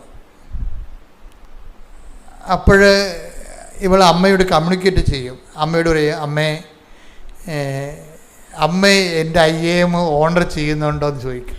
അതാണ് കമ്മ്യൂണിക്കേഷൻ ഫ്രണ്ട്ലി എന്ന് പറയണത്. അമ്മ IIM ഓണർ ചെയ്യുന്നുണ്ടെങ്കിൽ എനിക്കതിന് എന്നെ ബോധ്യപ്പെടുത്തുമെന്ന് പറയും. അമ്മ അവിടെ ഉണ്ടെന്നുള്ളതിനെ എന്നെ ബോധ്യപ്പെടുത്തുമെന്ന് പറയും. അപ്പോൾ കമ്മ്യൂണിക്കേഷൻ പോകണം. അമ്മ അവിടെ ഉണ്ട്, പരീക്ഷാ ഹാളിൽ ഉണ്ടെന്ന് എന്നെ ബോധ്യപ്പെടുത്തണമെന്ന് പറയും. അതിന് ഇവൾ 3 കണ്ടീഷൻസ് അമ്മയോട് വെക്കും. എന്താ വെക്കണം? ഒന്നാമത്തെ കണ്ടീഷൻസ്, എൻ്റെ ഇൻവിജിലേറ്റർ അമ്മയുടെ കളറിൽ ബ്ലൂവിൽ വരണം. പിന്നെ എൻ്റെ ബയോമെട്രിക്സിൽ എൻ്റെ ഇൻവിജിലേറ്റർ അയാൾ ഗ്രീനിൽ വരണം. എനിക്ക് അവിടെ തന്നെ കമ്പ്യൂട്ടർ 7 എന്ന് പറഞ്ഞ നമ്പർ ഉണ്ടാകണം. എങ്കിൽ ഈ പരീക്ഷ അമ്മ എഴുതുമെന്ന് ഞാൻ മനസ്സിലാക്കുമെന്ന് പറയും. ഇതാണ് ഇവർ തമ്മിലുള്ള കമ്മ്യൂണിക്കേഷൻ എന്ന് പറഞ്ഞാൽ ഇതാണ്. നിങ്ങൾ നോക്കിയാൽ ഉടമ്പടി എന്ത് റേഞ്ചാണെന്ന് നോക്കിയേ. ഇങ്ങനെ വളരുകയാണ് മനുഷ്യരെ. ഉടമ്പടി ഒപ്പം ദൈവമായിട്ട് വിളിപ്പുറത്ത് നിന്ന് അങ്ങോട്ടും ഇങ്ങോട്ടും സംസാരിച്ച് ടേംസ് ആൻഡ് കണ്ടീഷൻസ് ഫിക്സ് ചെയ്തിട്ട് ഇവിടെ ടേംസിലേക്ക് അമ്മ വരണ ഭയങ്കര രസമാണ്. ഇവർ ചെല്ലുമ്പോൾ എക്സാം ഹോളിലോട്ട് ചിലപ്പോൾ തന്നെ ഇൻവിജിലേറ്റർ ഈ പറഞ്ഞിരിക്കുന്ന ബ്ലൂ കളറിലേക്ക് വരും. അതിൻ്റെ ആ എക്സാം കഴിഞ്ഞതിന് ശേഷം ബയോമെട്രിക്സ് ചെല്ലുമ്പോൾ അയാൾ ഗ്രീനിൽ ഇങ്ങോട്ട് വരും, ഗ്രീൻ ഷർട്ടൊക്കെ ഇട്ട് വരും. ഇനി കമ്പ്യൂട്ടർ ചെല്ലുമ്പോൾ കമ്പ്യൂട്ടർ എന്താ അവൾ 7 എന്നാണ് പറയണത്. 7 എന്ന് അവൾ പറഞ്ഞാൽ ഞാൻ 7 എന്ന് അമ്മയോട് പറയാൻ കാര്യം 7 അല്ലേ അമ്മയുടെ ഡേറ്റ്, അമ്മ പ്രത്യക്ഷപ്പെട്ടത് 7 അല്ലേ, അതാണ് വിഷയം. അതുകൊണ്ടാണ് എൻ്റെ കമ്പ്യൂട്ടറിൽ 7 നമ്പർ ഉണ്ടാകണം. അപ്പോൾ നോക്കി കമ്പ്യൂട്ടർ കൊടുത്തപ്പോൾ 1771 ഇത്രയും ക്ലിയറാണ്. പിന്നെ ഇവൾ പെട്ടെന്ന് എഴുതി, ആ എല്ലാ കാര്യം പ്രോസസ്സെല്ലാം കഴിഞ്ഞ് ആ സ്വന്തം മെറിറ്റിൽ കയറിയിരിക്കുക പെട്ടെന്ന് ആൾ. ആദ്യമായിട്ടാണ് ഒരു IIM ഈ ഉടമ്പടിയിലൂടെ മെറിറ്റിൽ വരുന്ന സാക്ഷ്യമുള്ളത്. അത് വെച്ച് കഴിഞ്ഞാൽ ഞാൻ ഓർക്കണത് എന്ന് വെച്ച് കഴിഞ്ഞാൽ ഓരോ വിഷയത്തിനും കുട്ടികൾ എന്ത് ശ്രദ്ധാപൂർവമാണ് അമ്മയോട് കമ്മ്യൂണിക്കേറ്റ് ചെയ്യണത്. ഒന്നാമത്തതിൻ്റെ ഒരു കാര്യം വെച്ച് കഴിഞ്ഞാൽ ഇവർ ഈ വിഷയത്തിൽ ദൈവഭയത്തോടു കൂടിയാണ് പെരുമാറണത്. ഒക്കട്ടെ എന്ന് പറയത്തില്ലേ, അങ്ങനെ അല്ല, ഇത് ഒത്തേ മതിയാവത്തുള്ളൂ. അതുകൊണ്ട് ദൈവം ഈ വിഷയത്തിൽ ഇടപെടുമെന്ന് പരിശുദ്ധാത്മാവ് ഇവർക്ക് നൽകുന്ന ഒരു സൂചന. അതായത് ഈ യോഹന്നാൻ 16:14 എടുത്തേ. അവൻ സ്വമേധയാ ആയിരിക്കില്ല സംസാരിക്കുന്നത്. അവൻ സ്വമേധയാ ആയിരിക്കില്ല സംസാരിക്കുന്നത്. അവൻ കേൾക്കുന്നത് മാത്രം സംസാരിക്കും. വരാനിരിക്കുന്ന കാര്യങ്ങൾ അവൻ നിങ്ങളെ അറിയിക്കും. ഒന്ന് പറഞ്ഞേ 16:14. ഒന്ന് വരാനിരിക്കുന്ന കാര്യങ്ങൾ അവൻ നിങ്ങളെ അറിയിക്കും. അപ്പൊ ഇത് ഈ പ്രൊവിഷൻ കിടക്കണതാണിത്. ഇതിന് സാധ്യതയുണ്ട്. സംഭവിക്കാൻ പോകുന്ന കാര്യങ്ങളെ നേരത്തെ ദൈവം അറിയിക്കാനുള്ള സാധ്യതയുണ്ട്. അതനുസരിച്ചുകൊണ്ടാണ് ഇവർ ക്വസ്റ്റ്യൻ ഉണ്ടാക്കുന്നത്. ഇത് പരിശുദ്ധാത്മാവിൻ്റെ പ്രവർത്തനമാണ്. ഉടമ്പടിയിൽ കമ്മ്യൂണിക്കേഷൻ സാധിക്കുന്നത് വിശുദ്ധിയോടെ ജീവിക്കുമ്പോൾ, പ്രേക്ഷിതരായി ജീവിക്കുമ്പോൾ, സുവിശേഷം കൈമാറാൻ വേണ്ടി ജീവിക്കുമ്പോൾ, കർത്താവിൻ്റെ വചനം പാലിക്കാൻ വേണ്ടി ജീവിക്കുമ്പോൾ പരിശുദ്ധാത്മാവാണ് ആ ലെവലിൽ നമ്മളെ സഹായിക്കുന്നത്. ഇത് പരിശുദ്ധാത്മാവാണ് വരാൻ പോകുന്ന കാര്യങ്ങൾ പറയണത്. എന്താണ്? നീ ഇങ്ങനെ ചോദിക്കണം അമ്മയോട്. എങ്ങനെ ചോദിക്കണം? ഇൻവിജിലേറ്റർ ബ്ലൂവിൽ വരണം. നീ ഇങ്ങനെ ചോദിക്കണം അമ്മയോട്. എന്താണ്? നിൻ്റെ ബയോമെട്രിക്സ് ഗ്രീനിൽ വരണം. നീ ഇങ്ങനെ ചോദിക്കണം അമ്മയോട്. 7 ചേർത്ത കമ്പ്യൂട്ടർ തരണം. പരിശുദ്ധാത്മാവാണ് ഇവിടെ ഉള്ളിൽ തോന്നിക്കണത്. അത് തന്നെ മറ്റേ കുഞ്ഞുങ്ങൾ തോന്നുന്നത്. വരാൻ പോകുന്ന പരീക്ഷകൾ ഞങ്ങൾ ഇത്ര ക്വസ്റ്റ്യൻ എഴുതുമ്പോൾ ആ ക്വസ്റ്റ്യൻ പറഞ്ഞു കൊടുക്കുന്ന പരിശുദ്ധാത്മാവായിരിക്കും. എന്താ കാര്യം? അതിനുള്ള പ്രൊവിഷനുണ്ട്. ഇതൊരു വാഗ്ദാനമാണ്, അല്ലേ? വരാൻ പോകുന്ന കാര്യങ്ങൾ അറിയാനുള്ള വാഗ്ദാനമാണ്. ഇതെന്താണ്? ഇത് 2 കൊറിന്ത്യർ 1:20 എന്താണ്? സകല വാഗ്ദാനങ്ങളും ക്രിസ്തുവിൽ അതേം തന്നെയാണ്. അപ്പോൾ ക്രിസ്തുവുമായിട്ട് ഐക്യപ്പെട്ട് കഴിയുമ്പോൾ, മാതാവിൻ്റെ മധ്യസ്ഥ ക്രിസ്തുവോട് ഐക്യപ്പെട്ട് കഴിയുമ്പോൾ സംഭവിക്കാൻ പോകുന്ന കാര്യങ്ങളെക്കുറിച്ച് നമുക്കൊരു ഐഡിയ തരും. അമ്മ കമ്പ്യൂട്ടറിന് നമ്പർ വരെ കൊടുത്തിരിക്കേണ്ടത്. ഇതെന്ന് പറയുന്നത് കമ്മ്യൂണിക്കേഷൻ ഫ്രണ്ട്ലി ആയിട്ട് വരണതാണ്. ഇത് ഉടമ്പടിയുടെ റേഞ്ചാണ്. ശരിക്കും ഒരു പുതിയ മാനങ്ങളിലേക്കും ജീവിത ദൈവത്തിനെക്കുറിച്ചുള്ള ആ ഒരു ജ്ഞാനവരങ്ങളിലേക്കും അനുഭവജ്ഞാനത്തിലേക്കും പുതിയ ആത്മീയ അനുഭവത്തിൻ്റെ പുതിയ തലമുറകളിലേക്ക് ഉടമ്പടി തലമുറ പ്രവേശിക്കുകയാണ്. കൈയടിച്ച് ശ്രുതിക്കട്ടെ. ഹല്ലേലൂയ, ഹല്ലേലൂയ, ഹല്ലേലൂയ, ഹല്ലേലൂയ, ഹല്ലേലൂയ. മഹത്വം, മഹത്വം, ആരാധന, ആരാധന. ദൈവപിതാവേ നന്ദി, ദൈവപിതാവേ മഹത്വം, ദൈവപിതാവേ ആരാധന. ഹല്ലേലൂയ,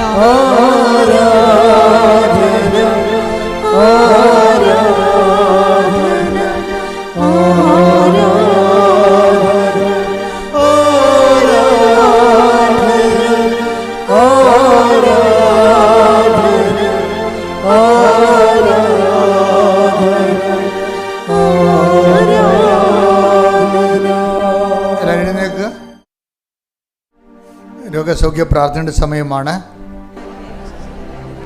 ശരീരത്തിൻ്റെ വിവിധ ഭാഗങ്ങളിൽ രോഗമുള്ളിടത്തേക്ക് കൈകൾ മാറ്റി മാറ്റി വെച്ച് വിശ്വാസപ്രമാണത്തിൽ ചൊല്ലിക്കൊണ്ടിരിക്കുക. കർത്താവേ, നിന്റെ വിശുദ്ധ പൗരോഹിത്യത്തെ മഹത്വപ്പെടുത്തണമേ. കർത്താവേ, സഭയിലുള്ള സാന്നിധ്യം പ്രകടമാക്കണമേ. 39 വർഷം അർപ്പിച്ച കൃപാന്റെ യോഗ്യതയാൽ കൃപാസ്ഥാന ജീവനോടെ പ്രത്യക്ഷപ്പെട്ട പരിശുദ്ധമ്മയുടെ മാധ്യസ്ഥത്തിൽ ഉച്ചമുള്ളങ്കാല് വരെ കർത്താവിൻ്റെ രക്തം പടരട്ടെ. എല്ലാ കോശങ്ങളിലും പെശുകളിലും കർത്താവിൻ്റെ രക്തം പടരട്ടെ. ആമാശയ രോഗങ്ങൾ, കുടരോഗങ്ങൾ, കുടലത്തടിപ്പുകൾ, കുടലിടിയുന്ന ആമാശയം ഇടിയുന്ന അവസ്ഥകൾ കർത്താവിൻ്റെ നാമത്തിൽ സൗഖ്യമാകട്ടെ. അസ്ഥിക്കുഴികൾ, അസ്ഥിസന്ധികൾ, അസ്ഥി ദ്രവിക്കുന്ന അവസ്ഥകൾ കർത്താവിൻ്റെ നാമത്തിൽ സൗഖ്യപ്പെടട്ടെ. ശരീരം വരഞ്ഞു വരഞ്ഞു വരുന്ന അവസ്ഥകൾ, ത്വക്കുകൾ വരഞ്ഞു വരഞ്ഞു വരുന്ന അവസ്ഥകൾ, സോറിയാസിസ് രോഗങ്ങൾ, ശരീരത്തിലുണ്ടാകുന്ന മുഴകൾ, സിസ്റ്റുകൾ, ചിരങ്ങുകൾ, തൊലിയുടെ നിറവ്യത്യാസങ്ങൾ കർത്താവിൻ്റെ വിശുദ്ധമായ രക്തത്തെ കഴുകപ്പെടട്ടെ. തൊണ്ടയുടെ മുഴകൾ ഈശോയുടെ നാമത്തെ അപ്രത്യക്ഷമാകട്ടെ. സ്പോണ്ടിലോസിസ് രോഗികൾ കർത്താവിൻ്റെ തിരുമുറിവാടുന്ന വലതുകരം പിൻകഴുത്തിൽ വെക്കട്ടെ. കർത്താവിൻ്റെ തിരുമുറിവാടുന്ന വലതുകരം പിൻകഴുത്തിൽ വെക്കട്ടെ. സ്പൈനൽ കോഡിൻ്റെ രോഗങ്ങൾ കർത്താവിൻ്റെ ഉന്നതമായ നാമ സൗഖ്യം പ്രാപിക്കട്ടെ. ശരീരമാസകരം നീരും നീരിൻ്റെ മൂലകാരണങ്ങൾ യേശുവിൻ്റെ നാമം സൗഖ്യപ്പെടട്ടെ. കിഡ്നി രോഗികൾ, കരരോഗികൾ, ഹൃദയരോഗികൾ, പാൻക്രിയാസ് രോഗികൾ, ശ്വാസകോശ രോഗികൾ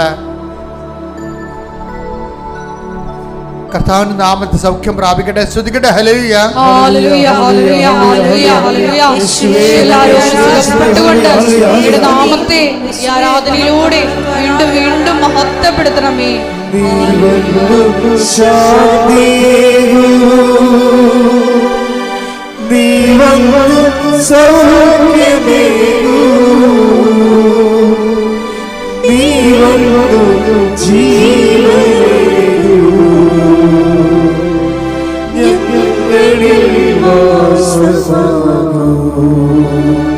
പരിശുദ്ധ പരമ ദിവ്യകാരുണ്യത്തിന് ആരാധനയും സ്തുതിയും പുകഴ്ചയും ഉണ്ടായിരിക്കട്ടെ. മക്കളെ, നമ്മൾ ഇനി പ്രാർത്ഥിക്കാൻ പോകുന്ന വിഷയങ്ങൾ ശ്രദ്ധിക്കുക.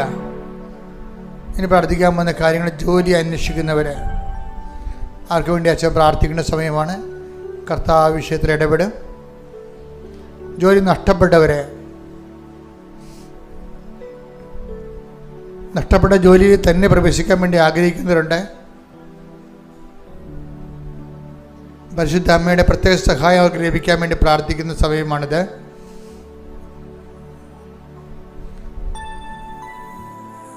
വീട് ഇല്ലാത്തവർ, വീട് സ്ഥലവുമില്ലാത്തവർ,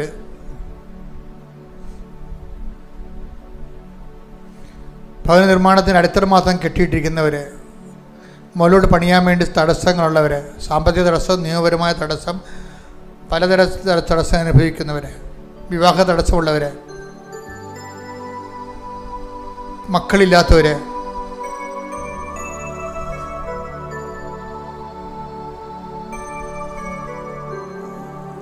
ജോലി സമ്പാദിക്കുന്നതിന് വേണ്ടി ഓരോരോ രേഖകൾ അന്വേഷിച്ചുകൊണ്ട് നടക്കുന്നവർ, പല എതിർപ്പുകളും തടസ്സങ്ങളും ഓഫീസ് ലെവലിൽ നിന്നും ഉന്നത സ്ഥാനങ്ങളിൽ നിന്നും അനുഭവിക്കുന്നവർ,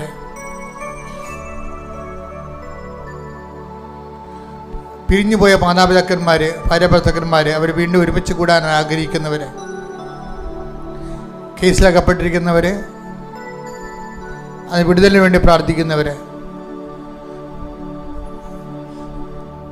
ഭാഗോടമ്പടികൾ, കോടതി കേസുകൾ, സ്ഥലസംബന്ധമായ കേസുകൾ, അതിലെല്ലാം വല്ലാത്ത വൈഷമ്യങ്ങൾ അനുഭവിക്കുന്നവർ, ജീവിതം ഇങ്ങനെ നിന്ന് നിലച്ചു പോയവർ, ഇനി ഒരടി മുന്നോട്ട് പോകാൻ പറ്റാത്ത രീതിയിൽ ജീവിതം നിലച്ചു പോയവർ, മനസ്സുകൊണ്ട് നിലച്ചു പോയവർ,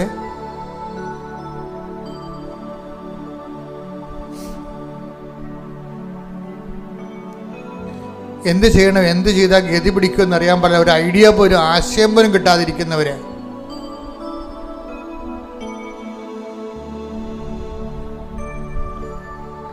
ദൂരയാത്രയ്ക്ക് വേണ്ടി ഒരുങ്ങുന്നവർ, അതിനുവേണ്ടി ശ്രമിച്ചിട്ട് പരാജയപ്പെടുന്നവർ, സമ്പത്ത് അന്യായമായിട്ട് അന്യൻ്റെ കയ്യിൽ അകപ്പെട്ടിട്ട് തിരിച്ചു കിട്ടാത്തവർ,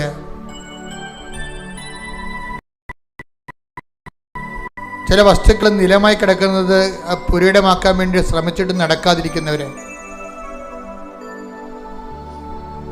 പല വ്യക്തികൾ എല്ലാം വട്ടം ചവിട്ടി ഒന്നും നടക്കാത്ത രീതിയിലാക്കിയിരിക്കുന്നവർ, കുടുംബത്തിൽ പരസ്പര സ്നേഹമില്ലാതെ പരസ്പരം പഴിചാരിക്കൊണ്ട് ഒന്നും ചെയ്യാൻ അനുവദിക്കാത്ത രീതിയിൽ ദുർവിധിയാണെന്ന രീതിയിൽ മനസ്സിടിഞ്ഞു പോയവർ, ഇവരുടെ മേലെല്ലാം കർത്താവിൻ്റെ ശക്തി അതിശക്തമായ രീതിയിൽ ദൈവത്തിൻ്റെ കൃപയ്ക്ക് വേണ്ടി ഇവരെ പരമേൽപ്പിച്ചുകൊണ്ട് ഇടിമുഴക്കം പോലെ സ്തുതിക്കട്ടെ. ഹല്ലേലൂയ, ഹല്ലേലൂയ, ഹല്ലേലൂയ, ഹല്ലേലൂയ.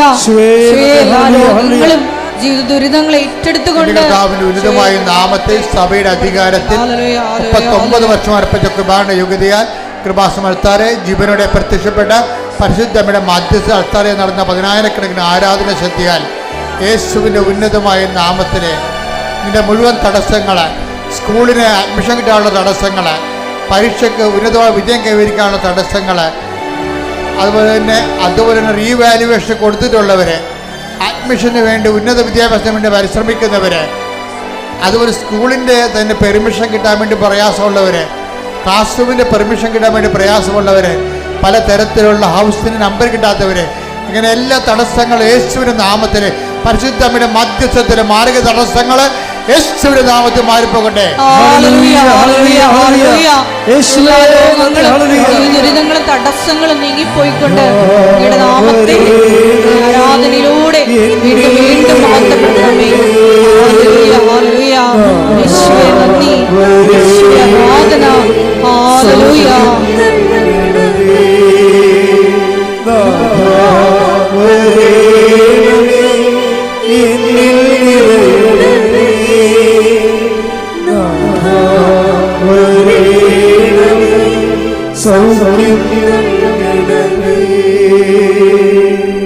മുട്ട നിൽക്കുക.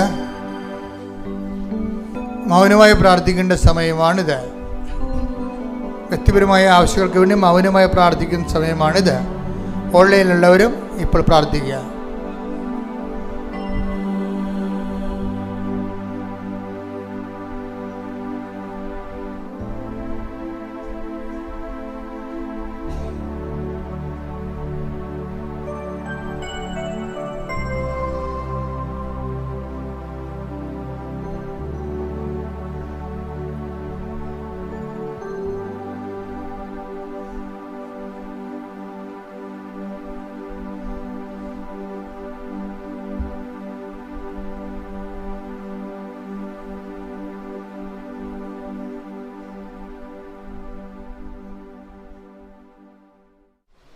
ഒരിക്കൽ കൂടി മരിയൻ ഉടമ്പടിയിൽ സമർപ്പിച്ചിരിക്കുന്ന എല്ലാ വിഷയങ്ങളും ദൈവമാതാവിൻ്റെ മധ്യസ്ഥയിൽ ദിവ്യകാരുണ്യ സന്നിധിയിൽ നമുക്ക് വിട്ടുകൊടുത്ത് പ്രാർത്ഥിക്കാം.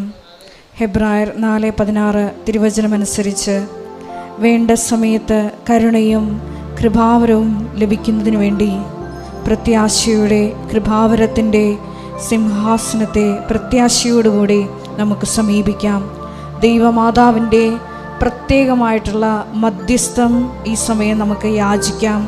തക്ക സമയത്ത് ദൈവമാതാവ് പുത്രനോട് പറഞ്ഞ് നമ്മുടെ വിഷയങ്ങളിൽ സമയബന്ധിതമായി ഇടപെട്ടുകൊണ്ട് എത്രയും വേഗം പ്രത്യക്ഷീകരണത്തിൻ്റെ സാക്ഷ്യമായി ഈ അൾത്താരയിൽ നിൽക്കാനുള്ള കൃപയ്ക്ക് വേണ്ടി പ്രാർത്ഥിച്ചുകൊണ്ട് ശിരസ്സ് നമിച്ച് നമുക്ക് ദിവ്യകാരുണ്യനാഥൻ്റെ ആശീർവാദം സ്വീകരിക്കാം.